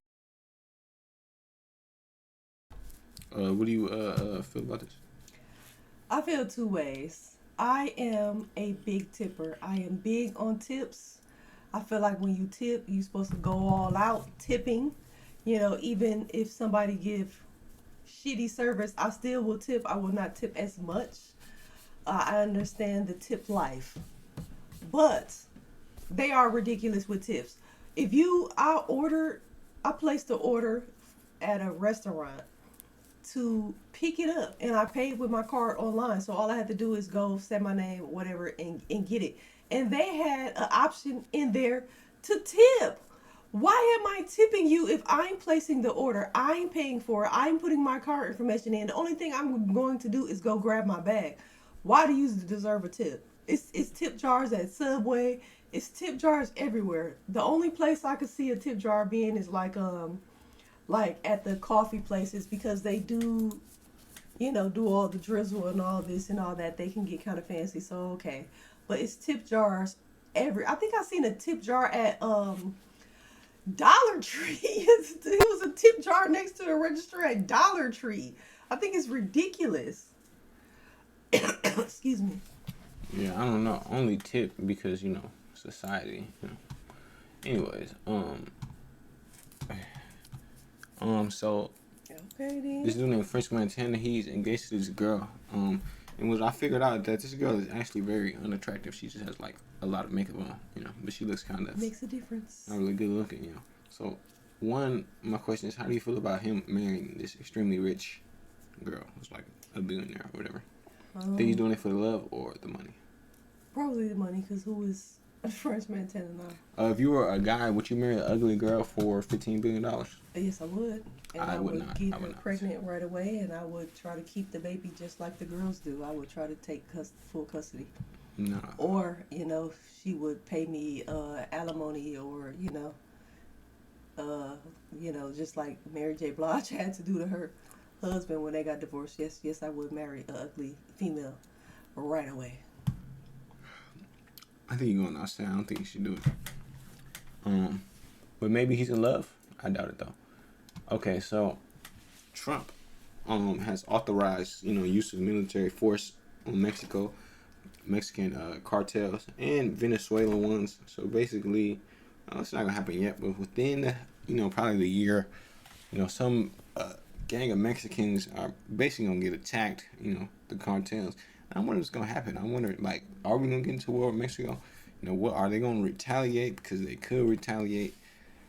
Will they retaliate? Because if it is, I don't really want to say this, but it's gonna look really, really bad for Mexican people in and outside of America if they start going at the wrong people, meaning white people. Then it might be rap. So I hope that I don't know what they about to do.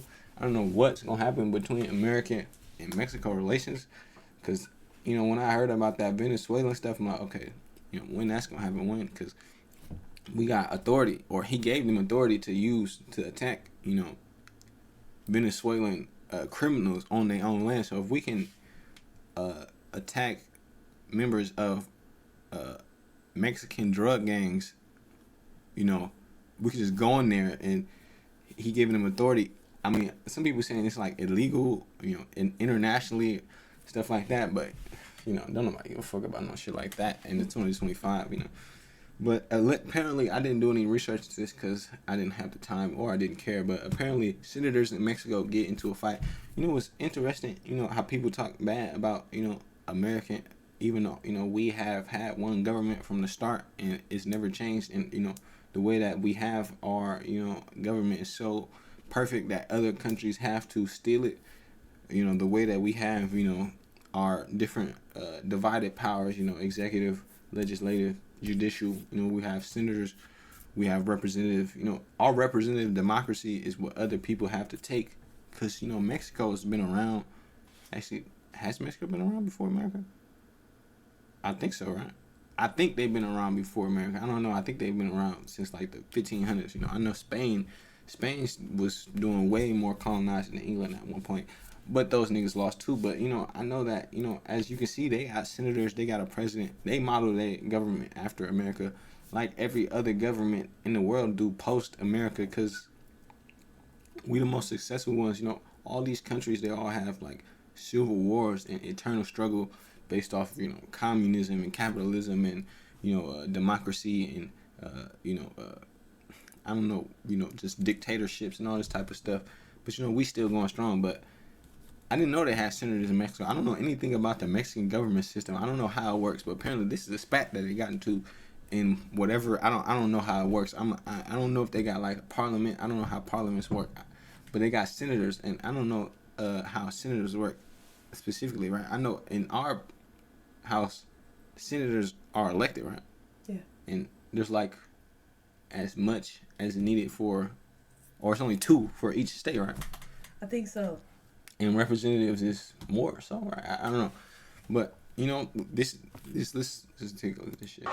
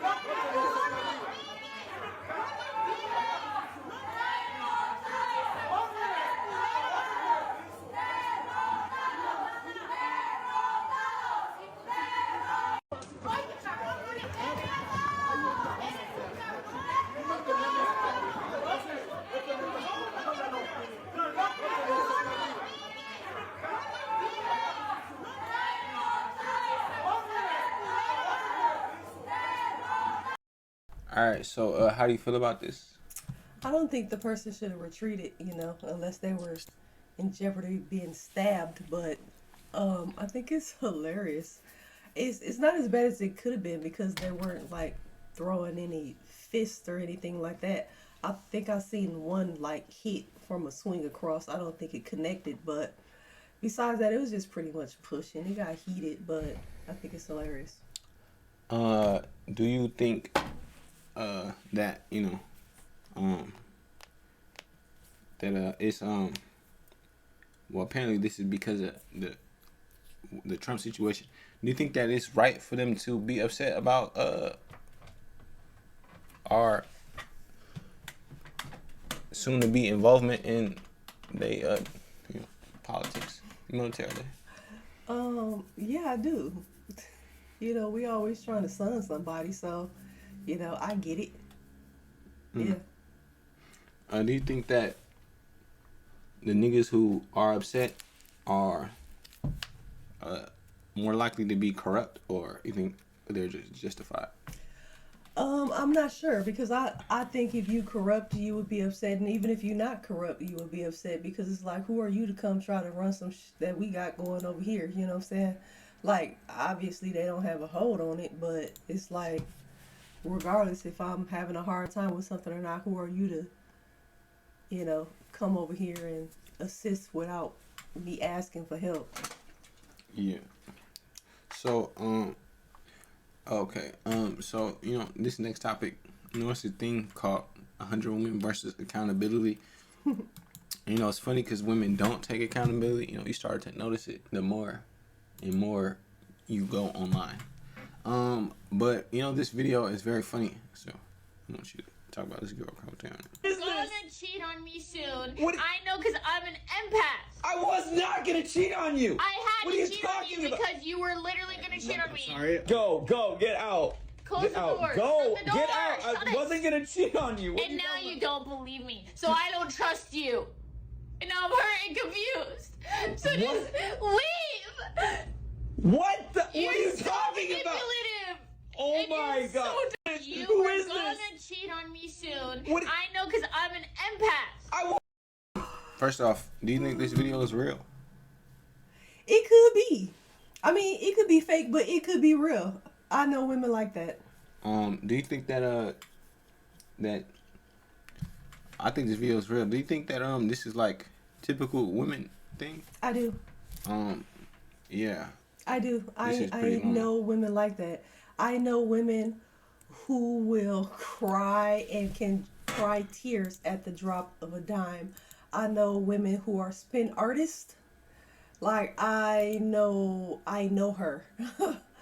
Not just one person. I know her. Yeah. So let's get to our next topic. So there's this UFC fighter, Rampage Jackson. He got a son, Roger Jackson. As we all know, he did that thing. Are you at all worried about his well-being? Yeah, my son. I am worried about his well-being. How many kids you got? I got 3. All right. So why you asking me some stupid ass shit? Well, can I be real with you? Yeah. I can't imagine what it would feel like to see my son do that. I also don't think I would cut my son off if he did that. So if you are worried about his well-being, why are you not talking to him? Because he dishonored my name. And but he's still your son. No, listen. I know he's my fucking son. I'm not cutting him off for forever. I just haven't talked to him. But this is the worst moment of his life. He needs you now more than ever. No, listen. I talked to him after this shit happened, and he hid the fact that he did this shit, and he put my other kids at danger based off what the other people said, and I just can't talk to him right now. I just can't. I'm not saying I'm never going to talk to him. Are you him again? I just can't talk to him right now. I need some time. I'm dealing with his attorneys and all this shit, but I'm very disappointed in Roger. Like, yeah, I'm not a perfect parent, so I don't know what's the protocol to how much time you stop from talking to your son when he fucking goes out there and hurt somebody. He put a guy in a fucking hospital. Him again. I just can't talk to him right now. I need some time. I'm dealing with his attorneys and all this. What do you think about this? I think it's wild. You know, he cut him off for the moment. Like, I get where the host was coming from, where he's saying this is where he needed the most. I mean, it was effed up what he did. Like, it was effed up what he did, how he handled it, how he got pulled into that madness. But to like, maybe he gotta, you know, he don't want it trickling down to his name, and I get all of that too. But you know, I'm not the one to turn my back. So yeah, that wasn't. He's not a real nigga for that. He's not a real nigga. I look down on him for that. Anyways, besides that, you know.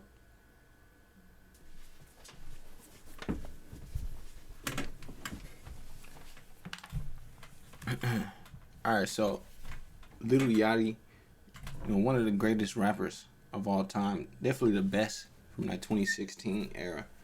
You know, really talented, really can rap over a lot of stuff, but you know, really has fallen off in the past 2 years with trying real hard to rap over these, you know, underground beats. He's trying so hard to be on a new wave instead of, you know, staying in a more, or just, I don't know, some sound that is more unique or just different than, you know, what, you know, I don't know, 16-year-olds listen to, you know, and rapping just too young, you know.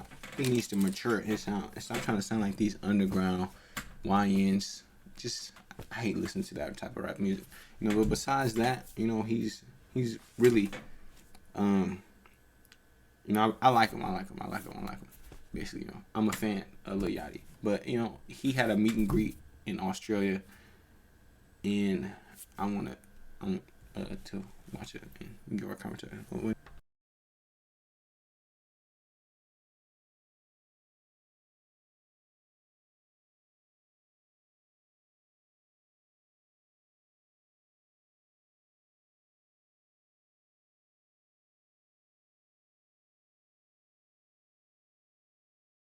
So how do you feel about that? that's so disrespectful, especially if I'm paying for a meet and greet. If I'm paying for a meet and greet, you're gonna look up. You're not gonna look at your phone. What is that? And then some people don't even like touch girls. I know a celebrity that they just had an arm like this. Yeah, but shouldn't they be happy to be in his presence? No, not if I'm paying you for a meet and greet. If Chris Brown charged $1,200, what he charged? I don't care if he charged $500. If you gonna look up for that photo. I'm paying you for a reason. I can screenshot you doing this. Like what? Yeah, he touched their hand. Which means nothing. You're not even looking at me to acknowledge me touching your hand. What?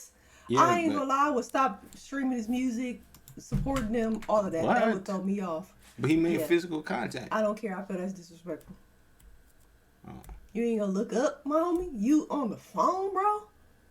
What? Yeah, but that's what he do. He's a real nigga. Though. Obviously he be not. doing that all the time. He tuned in when it comes to the huss. I was gonna say a slit. Yeah. Yeah, I mean, but I don't know. You know what I'm saying? Yeah, I don't know. He's a real nigga. You know what I'm saying? I don't know. Me personally, I would have did that, but you know. I'd have said something to him. I'm not even gonna lie. They'd have had to escort me out and put my picture up. I'm not saying I would have been irate or disrespectful. I'd have been like, I can't get a look up for the 500. Oh, okay. Nigga on in Sydney, Australia. Oh, okay. With a Brittany Griner, you know, and she locked up in one of them Australian. I mean, they'd have to put me in a headlock or something. I wouldn't have been irate, but most definitely I'd have said something. I would have had to. It wouldn't sit well in my spirit not to. Okay, so this Negro male, you know, he don't get no hoes, basically. So, and I never had a girlfriend. I never even been in a situationship that got that deep. And I'm a virgin. Nigga, I'm brand new out here, bro. I'm fresh meat. Do you think this is a good thing or a bad thing? I don't think it's a good thing. I'm not gonna necessarily say it's a bad thing either, but I can help him. Because first of all, you can cut that hair. You know, you could do something with all this right here. Maybe just have this. Bring up your swag a little bit. Like, it's things that you could do that could attract the females. Because that right there is not it. It's not it. you know, some people might like the little version thing and all of that. That might bring the host. But me personally, I prefer someone with experience. But I think it is some things that, even if he is corny, because I don't see anything wrong with being corny. I'm corny myself. I'm not saying he is, but I'm saying with his look, that's not helping. Sideline. Yeah, he's a real nigga. You know what I'm saying? Fuck, you know, having sex with people. Anyways, let's get to the next video. This nigga, he got hit by this other nigga, so. Clear things up as we look at C.D. Lamb on the sideline, Kyle. Yeah, guys, this happened right in front of me. C.D. Lamb was celebrating Jonathan Mingo getting behind his defender. He was so excited, he jumped in front of an official. That goofy nigga got a penalty for doing that, for standing in front of the other nigga and getting ran over. So how do you feel about that? I think it's hilarious, and I think that he should have. It kind of reminded me of when Salt Bae went on the field afterwards trying to, you know, touch the trophy and all of that, or like when Drake tried to get behind, you know, in the locker room with them. But like, what are you doing there? Real business is going on. He should have been fine. Get the hell out the way. Yeah, that nigga was tripping. I don't know what's He wrong lost with it. that He nigga. forgot where he was at. Yeah, he's goofy. That nigga's goofy. Anyways, you know, as is well known by most people, I would say 99% of people probably on Earth, you know, LA or West Coast rap is just really, you know, unlistenable unless you're from there. But if you're like from any other region, you know, you don't listen to LA rap because it just sounds too LA. It sounds too West Coast, the pianos and the beats, and they be talking about the hood. They just always talking about the same shit. You know what I'm saying? Besides, you know, Kendrick and the real high ups, but you know, when you be watching LA podcasts and talking to LA and they be like, oh, XYZ rapper, like locally that, you know, nobody's ever heard of besides them. Like they be knowing these people and they be really big over there, but it sounds too LA, you know what I'm saying? But to them, you know, they got their own musical ecosystem that's 100%, you know, self-sustained by them. So, you know, they listen to them, those type of raps. What's crazy is, what's that dude, E40? Mm-hmm. You know, his music is like so like, you know what I'm saying? Like he be rapping like off beat, like just all these weird words and this style and just all this type of shit. You know what I'm saying? Like I feel like them and those niggas, what's the niggas called? Those East Coast niggas, you know, they really dropped the hip hop rap ball around the 90s in the 2000s, and it took, you know, niggas from down south in the Midwest to pick it back up, you know, and really just carry all the good stuff, you know what I'm saying? And the only time I be hearing, you know, anything from those two regions that's really good is if it's, you know, those, if, you know, Chicago, you know, and you know, those niggas was talking about that drill shit first, you know, and now that's all those New York niggas talking about when they be rapping over the songs. It's like stabbing they niggas, and they be doing it in like the same, like, you know, in the noises and stuff like that. And it's the same too, kind of like these niggas, where it's like the same style, but it's this new nigga from LA. He's a Mexican young nigga. He like 15, and he, you know, I would say he is kind of like the new Blueface, where, you know, Blueface, he was coming with that LA shit. It was offbeat, but it was just perfect, you know, for the time. You know, it was like we just came off of, or was that before or after 6ix9ine? That was like right after 6ix9ine just popped off, right after SoundCloud. You know, that shit that Blueface was coming with, it was perfect at the time. So we came with that, you know, West Coast shit. We was really rocking with that shit, you know, the Crip shit, all that shit. But this new nigga, he's like the Mexican Blueface. You know, he basically is the new West Coast savior, you know. And I would say, me personally, I'll say he's probably the best to come out of there in the past maybe 25 years. You know what I'm saying? So me, you know, me personally, when I listen to this, I'm like, this is ass. But the more I listen to it, I realize it's better than the shit that they got going over there. So I want to know, what do you think about this? So we about to bump this. Hey, it's time to bounce off. Come on.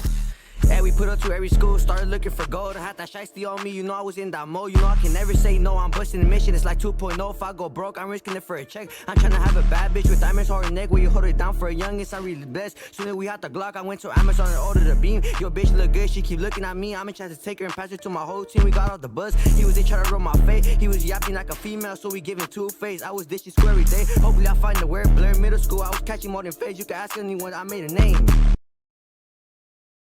Listen to. Okay, so how do you feel about 2K Manos? That's the first guy. Mm-hmm. Who Ass. blessed us with the what do you mean by ass? Like it's like a sentence that doesn't have a period. You don't know when it ends or when. That was no.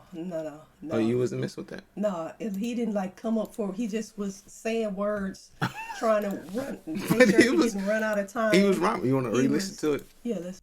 Put up to every school, started looking for gold. I had that shiesty on me, you know I was in that mode. You know I can never say no, I'm busting the mission. It's like 2.0, if I go broke, I'm risking it for a check. I'm trying to have a bad bitch with diamonds on her neck, where you hold it down for a youngest, I'm really blessed. Soon as we had the Glock, I went to Amazon and ordered a beam. Your bitch look good, she keep looking at me. I'm in chance to take her and pass it to my whole team. We got all the buzz, he was in trying to roll my face. He was yapping like a female, so we giving two-face. I was dishing square every day, hopefully I find the word. Blur middle school, I was catching more than fades. You can ask anyone, I made a name.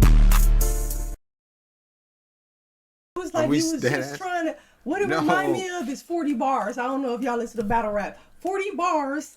Lately, she just go like she trying to rap, like she trying to remember everything that she had to say. That's what that remind me of. That remind me of him like reading off a paper. Just okay, you got 15 minutes. I'm gonna put you on this track. 15 seconds, and he just saying everything. It was no flow, no rhythm, no. Hey, but she knows how he was rhyming all the end of his words and how he managed to stay not in the context of the beat, but because he kept consistently rapping, he was. That I didn't like. What is yeah, but that? I'm saying that the beat was going like this, right? His bars that he was rapping was like, let's say this is the beat and this is his bar. Exactly. He was ending his section like mid beat, but he was continuing, and it would keep going from each little thing. I know. That was so fire though. But he's like that.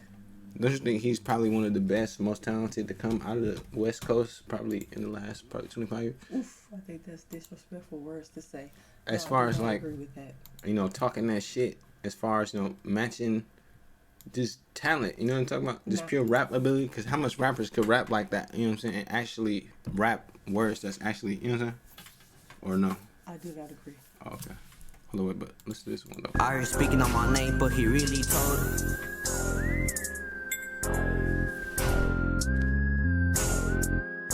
Hey, this Mono's though. If I see him at the red light, I'm finna blow. Hit the horse at 13, I was really on that mode. When they ran up on me, I didn't even fold. Had the green bean, bitch, don't let me catch you alone. Hey, we squabble it out, you better not hit the floor. Cause I'm that janky nigga that takes everything like it's gold. Then my real first, I at 13, cause I started snatching everyone's gold. I just laughing, cause it looks like I don't have no source. That was by my side, he be sending me signs. I had too much shit I can't even leave behind. I was in the ankle moderate, thirsty for a 211. We hop out, we for sure gon' get you, better not run. So I'm aiming for the head. I chased some bologna with a couple of bread. Didn't have nothing in my place, so I went hit the field. I'm chasing the bag, cause this shit is for real. Cause those days I was bummy, didn't have no meal. I smacking into whips, hopefully I find a deal. I wear my true religion belt so y'all can see how it feels. Hey, so y'all can see how it feels. Got the song. I'm not about to listen to his little homie. He literally has a little homie, but I'm not about to listen to his little homie. But what about that one? No? Okay, well, me, you know, I'm supportive of it. I will listen to it unironically, like Blueface. You know, all he needs to do is just, you know, come up with like a real project. If he drop a real project, me personally, I'm gonna bump it. You know what I'm saying? I'm saying, me personally, I'm saying he carrying he carrying the West Coast. The only person who is come close is that nigga even J-Bo. But the only reason I like him, because he sound like he from the Midwest, based off his rap and his lingo. He don't even sound like he from the West Coast, because he's just too fire. But, you know, it's this nigga from this TikTok wannabe mayor. I don't know it's some white boy. He be doing these little things, and I want to know what you think about it. You know this him right here? Yeah, I do. Oh, so I don't have to say anything about him, because we could just talk about it. Alright, so it's this white man who be dancing to these, I can't play the songs, but to these Milwaukee rapper songs, who's doing this little thing about running for mayor of Milwaukee or whatever. You know, you see it. What do you think about him and what he's doing? One, I hope he's not serious, and I hope he's not running. Same. Because we do have dumbasses that will seriously vote for him, which suck ass.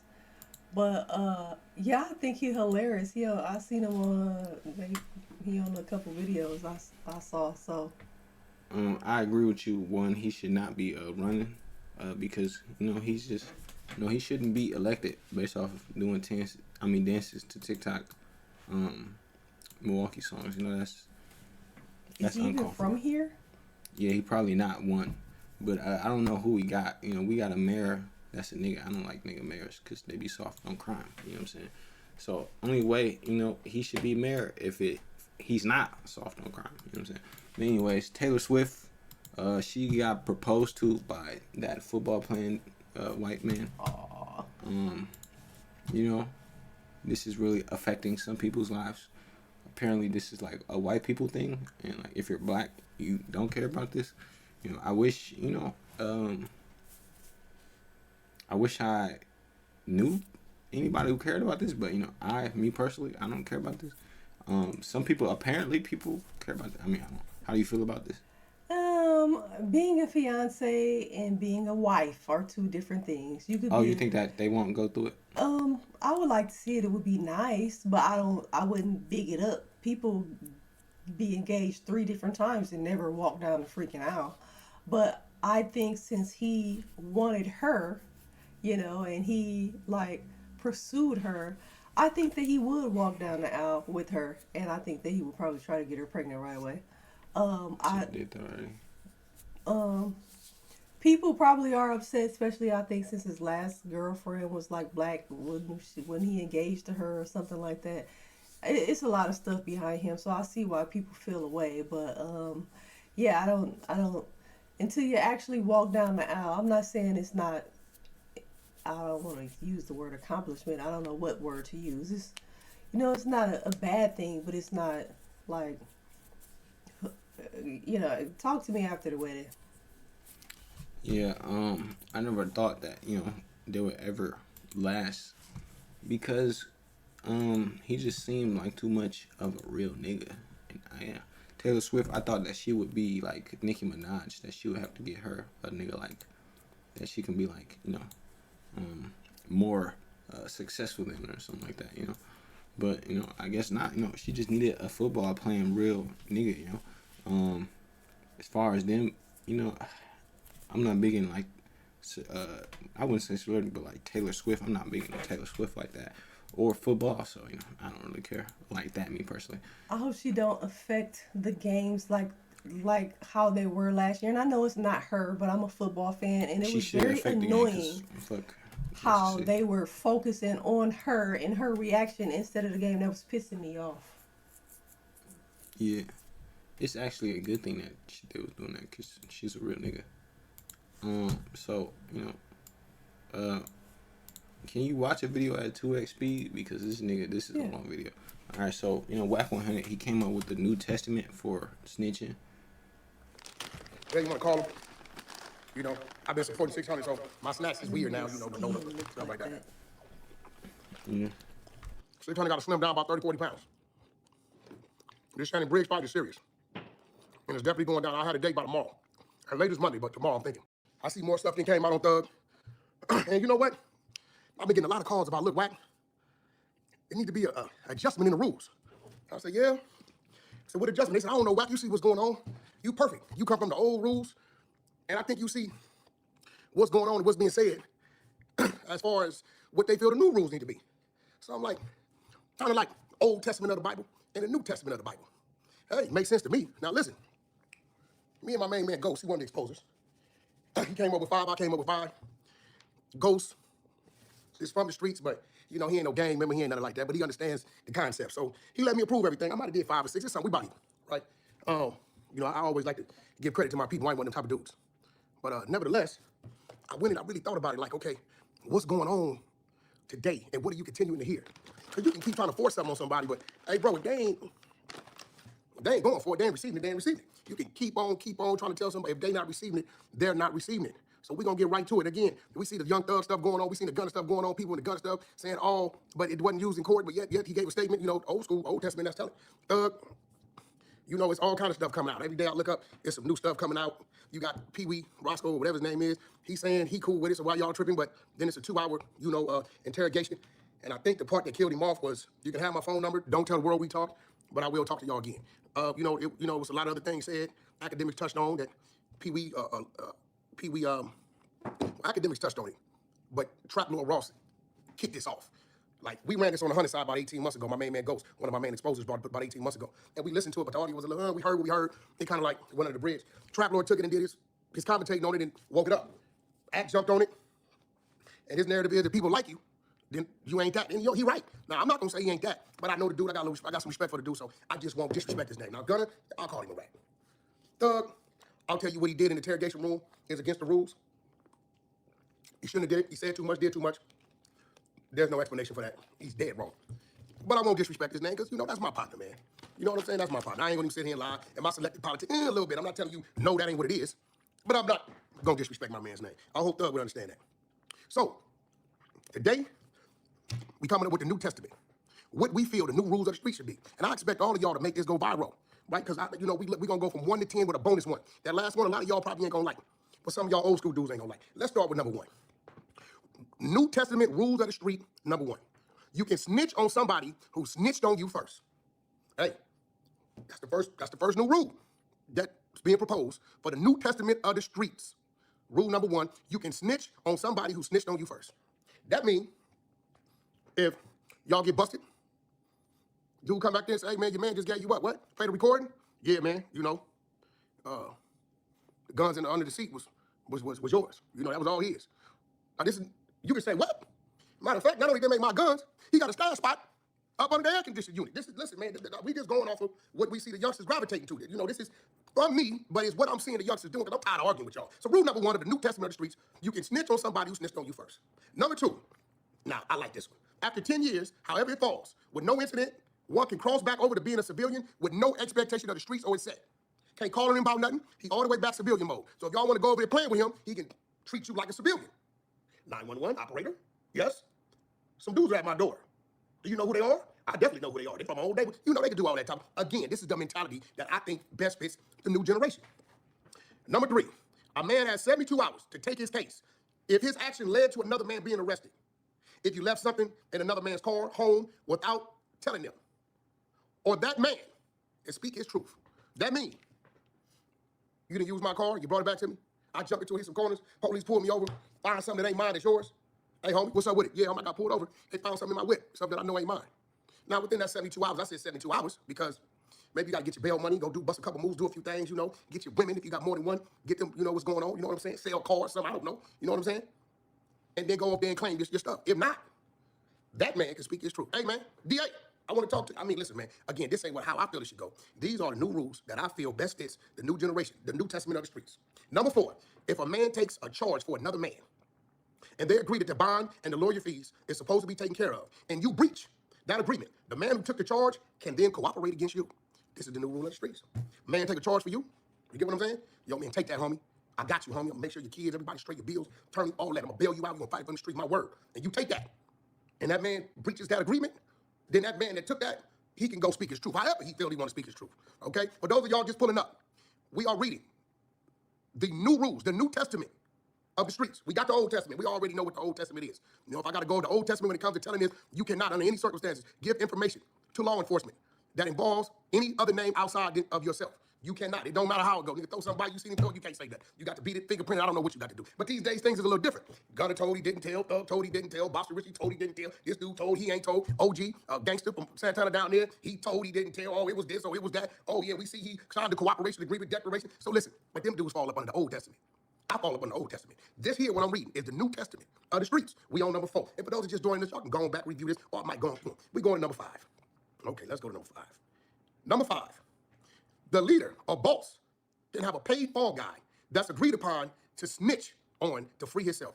Y'all get what that means, right? That means, let's say you got a shot caller, OG baller, big baller on the block, the rapper, whatever. And hey, homie, I'm finna pay you every month. $2,500, $5,000 a month. I'm balling. I'm gonna pay you every month, homie. But if I ever get in some trouble, they ever run up in my spot, find something, I'm gonna tell them it's yours. You get what I'm saying? You know, and this is agreed upon. Listen, this is the New Testament, the new rules of the street. We're gonna get this out here because this is what's going on. People are being confused about what snitching is and what snitching ain't. So what we gonna do? We gonna keep the OGs under the Old Testament, and this new and improved thing we got going on out here, y'all under the New Testament. That's number 5. Number 6, if you pillow talk with your woman or family, and it leads to an arrest of an individual, and the information originated from you, you get the snitch jacket. Oh yeah, Just if the paper, if your wife name is Jacqueline Hernandez, and the paperwork say Jacqueline Hernandez gave us this information, and you know god dang well, Jacqueline didn't know nothing about that move because it was 2 o'clock in the morning, it wasn't nobody but you and Jacqueline's husband. And they didn't came and got you, and the witness is Jacqueline Hernandez. You know Jacqueline's husband, pillow talk. Therefore, although the paperwork may say Jacqueline Hernandez, Jacqueline's husband, your homie, you get the snitch jacket. Yeah, that's going to you too. Yeah, this is the New Testament of the streets. Number 7. If your spouse, husband or wife, boyfriend or girlfriend, or non-street individual calls the police, you can deal with it as a civilian and give statements to defend yourself. Hey, look, man, we see a lot of, dude didn't gang bang. That was this. Yo, he gave a statement on his wife. Wife done busted him in the mouth. He done did something. She done got up there and said, okay, I'm telling him, you got guns in the house. Police get there and say, well, she's a heroin addict. She's on crystal meth. She got crystal in the top drawer, in her panty drawer. You know it's hers. Hey, listen, if it's a marital spousal abuse or you get into it with your neighbor, regular dude, hey, listen, man, you can handle that as if you are a civilian. Straight up, give your statements, man. Okay, that's rule number 7 of the New Testament of the streets. Okay? 8, I like this one. Now, I like this one. My main man Ghost coming with this one. Shout out to Ghost on the Exposures. If you vouch for a civilian or non-street person to be part of your gang or street crew, and that person snitch, you and all the people that allowed it also gets the snitch jacket.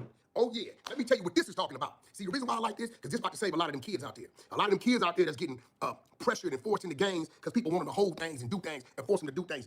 Let me go over this one again. This is New Testament of the street, rule number 8. If you vouch for a civilian or a non-street person to be part of your gang or street crew, and that person snitches, you and all of the people that allowed this to happen, allowed this dude to get jumped in, agreed upon, y'all get this snitch jacket. Oh yeah, because see what happens is y'all go force these dudes. I know these dudes ain't built like that, cut like that. Then you beat up on them, and you tell them go put some work in and go rob this, and they scared to get beat up on. They go do it, get caught, and then they tell. And then next thing you know, baby Pee Wee Herman told, right? I ain't using that name because my nigga Pee Wee from 40s, that's too close. Baby Cricket told. Now he in the county get beat up on, stabbed up, all this when you know god dang well, dude never wanted to be part of your gang. He just got tired of getting beat up walking up and down the street. So this one right here is a good one. That's New Testament number 8. Number 9. If your celebrity character is what makes you a street ninja, you have immunity to the rules. Any snitching done prior to your fame is forgiven. See, that's like 6ix9ine. I came up with that one. I got to give y'all a reason to be a little upset with me. I came up with that one. I'm not putting that one on go. Let me read that New Testament rules of the streets for snitching, number 9.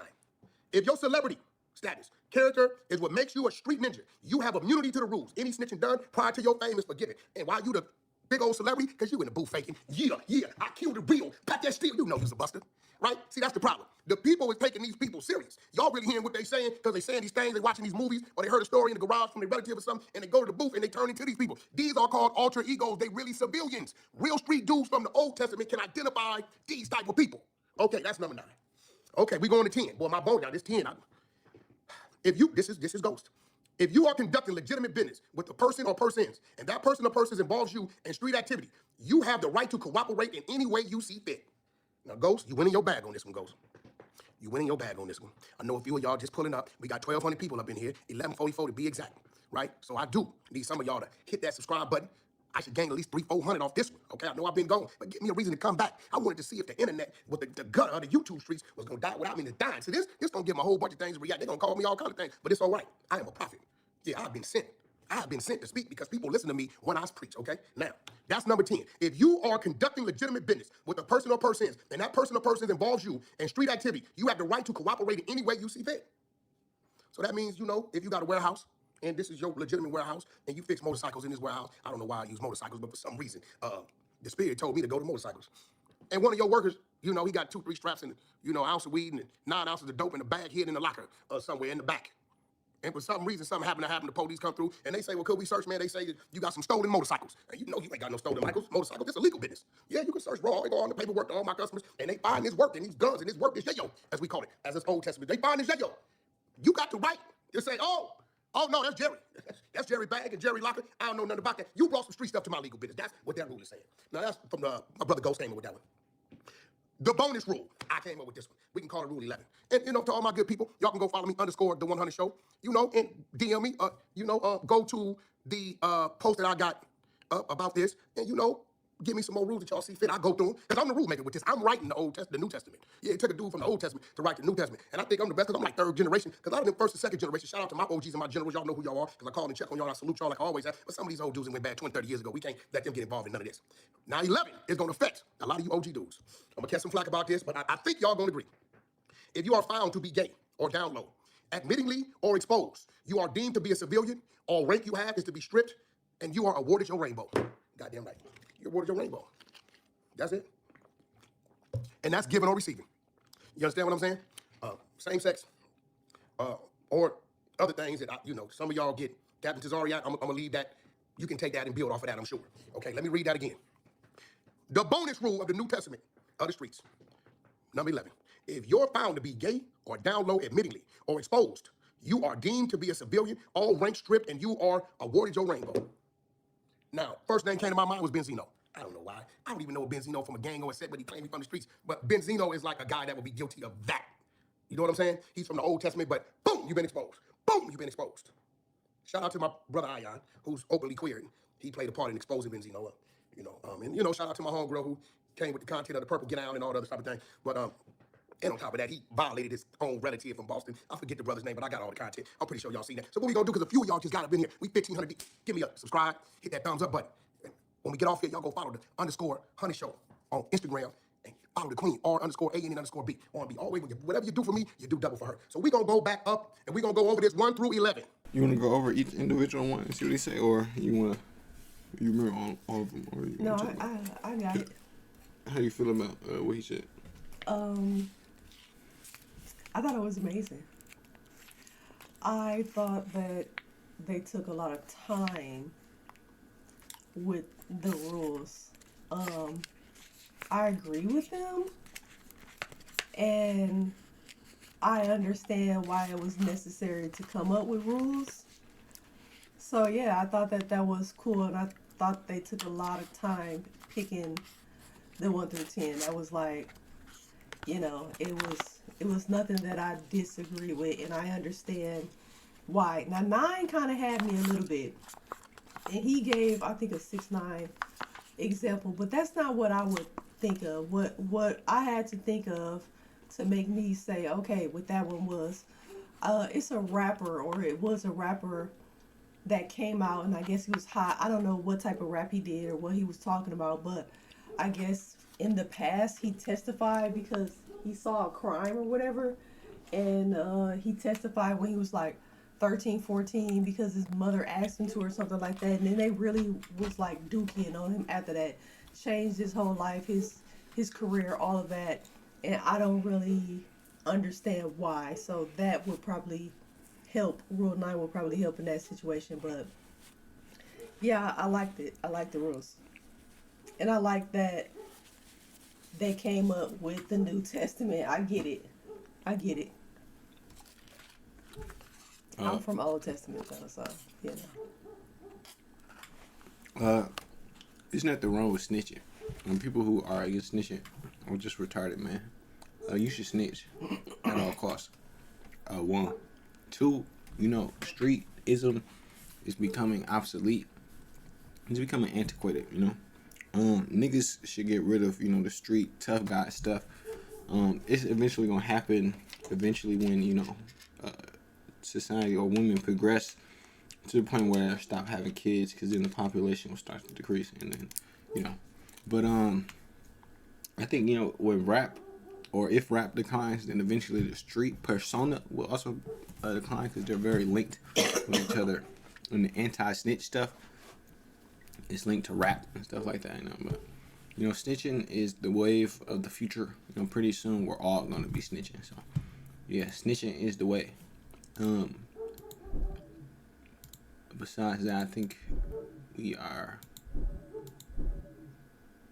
put up to every school start looking for gold. So Gavin Newsom,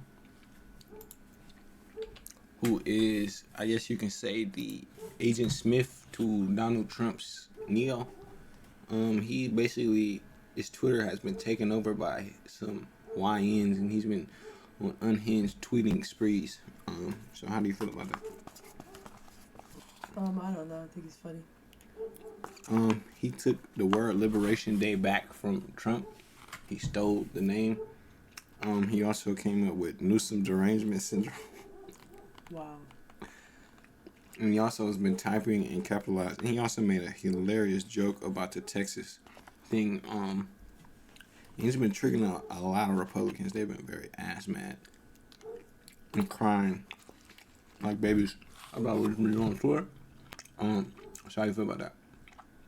I think that's funny because, you know, when Trump was able to, he was going crazy. So how do you talk crazy about somebody else on Twitter? Yeah. Well, some people are not really a smart one.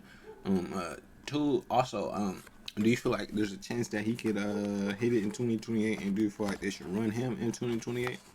Nah. Yeah, I think if they run him in 2028, he easily sweeps.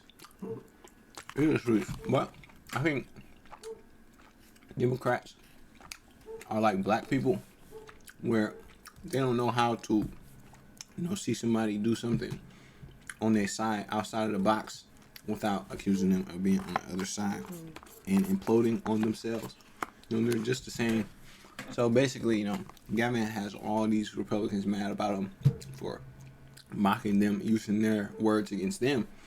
And he also has people on the left who are just like losing their minds because he's not, I don't know, simping for like Palestinians or something. I don't know why. But, you know, people on the left always don't like other people on the left. I don't know why. That's just what they do, you know. It's all about purity tests. You know, so people on the left are hating on him. They're saying he's just doing this to become president. And some people are talking about running Josh Shapiro on 2028.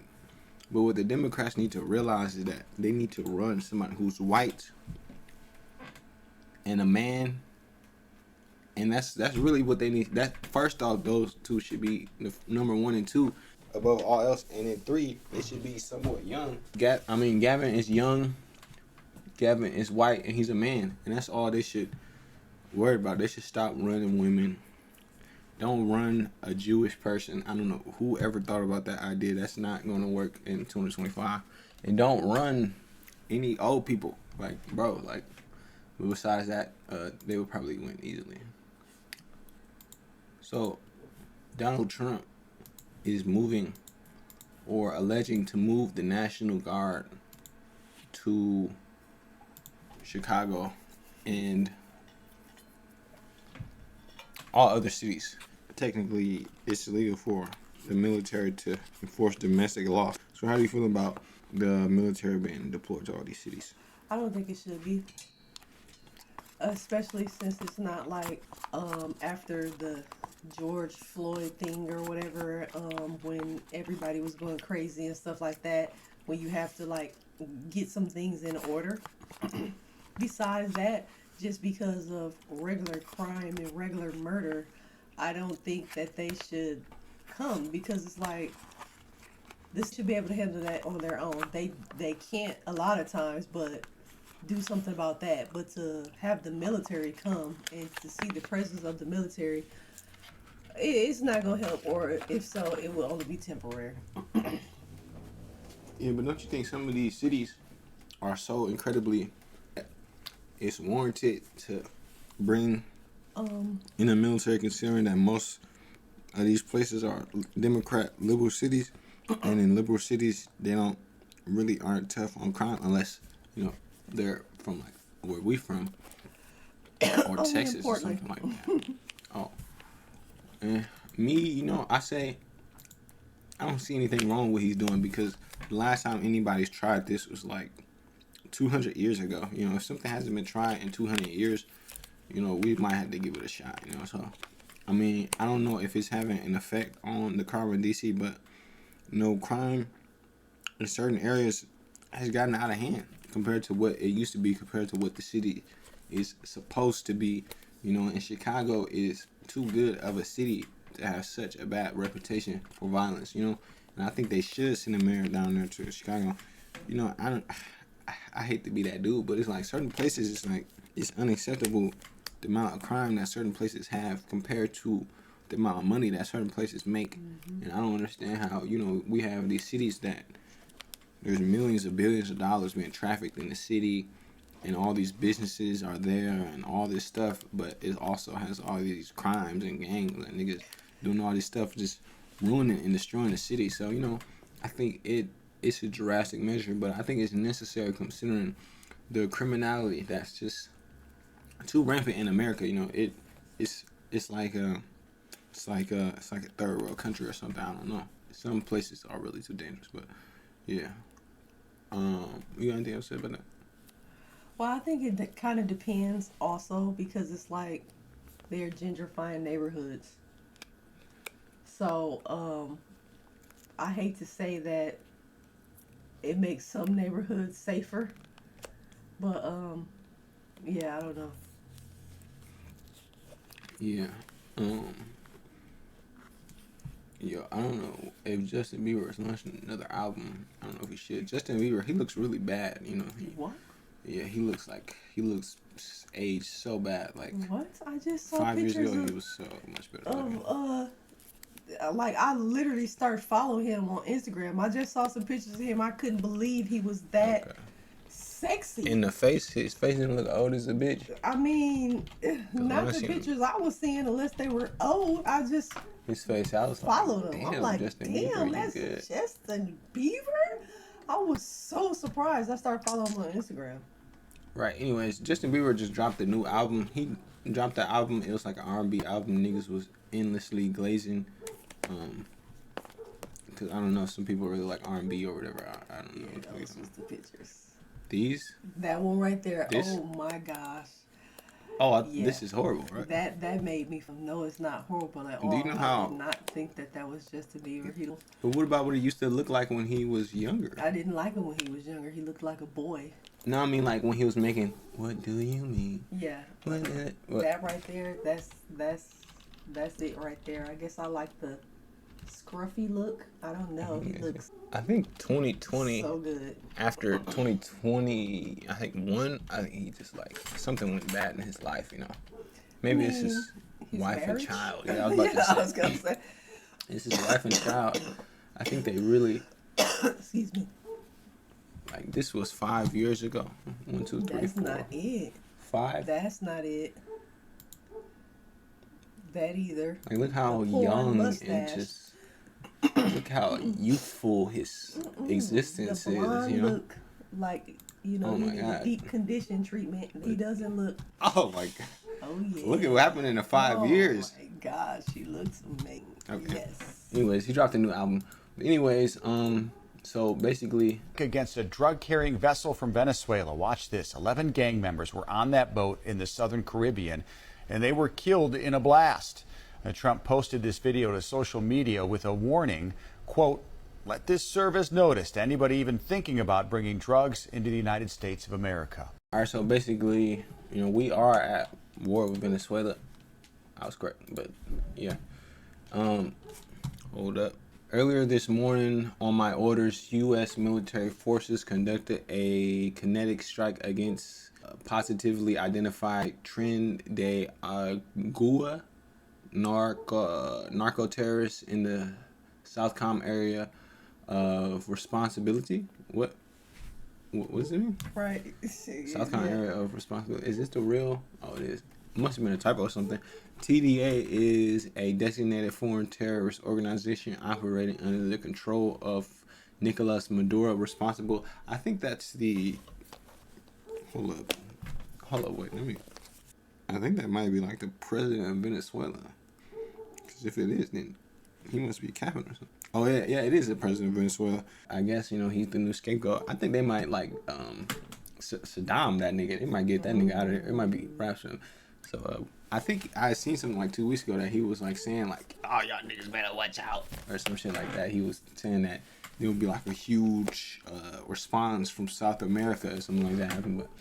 But what does South America really do? Like, what's happening down there like that affects people? You know, when you hear about like World War 1, 2, 3, happening, you don't hear anything about South America. So I don't even know what type of threat that is. You know, like South America is anything really. But responsible for mass murder, drug trafficking, sex trafficking, acts of violence and terror across the United States and Western Hemisphere.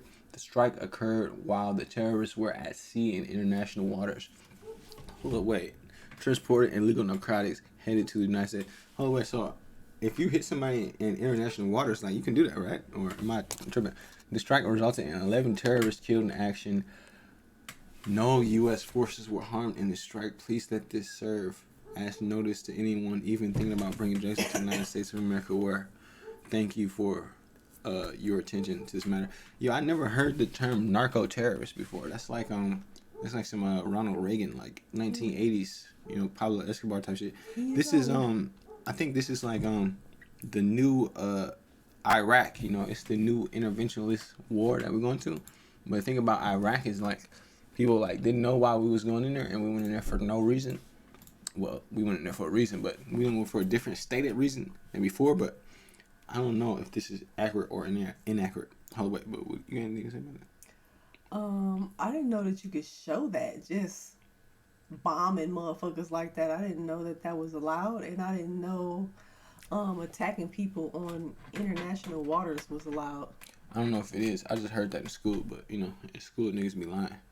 I thought that was, I don't want to say neutral ground, but it depends on where you fall in there. I don't know. I don't know if that, but you know, Trump gonna do what the hell he want to do anyway, so you can't tell him shit. He's feel because he the president, his say is what the fuck his say is, and that's what it is, so. Yeah. Yeah, wow. But,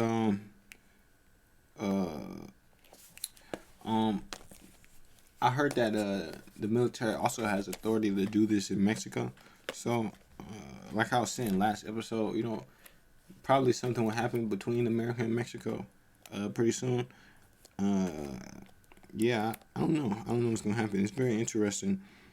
Because I think, the president of El Salvador, I think they're like really clicked up with the Trump Glade session.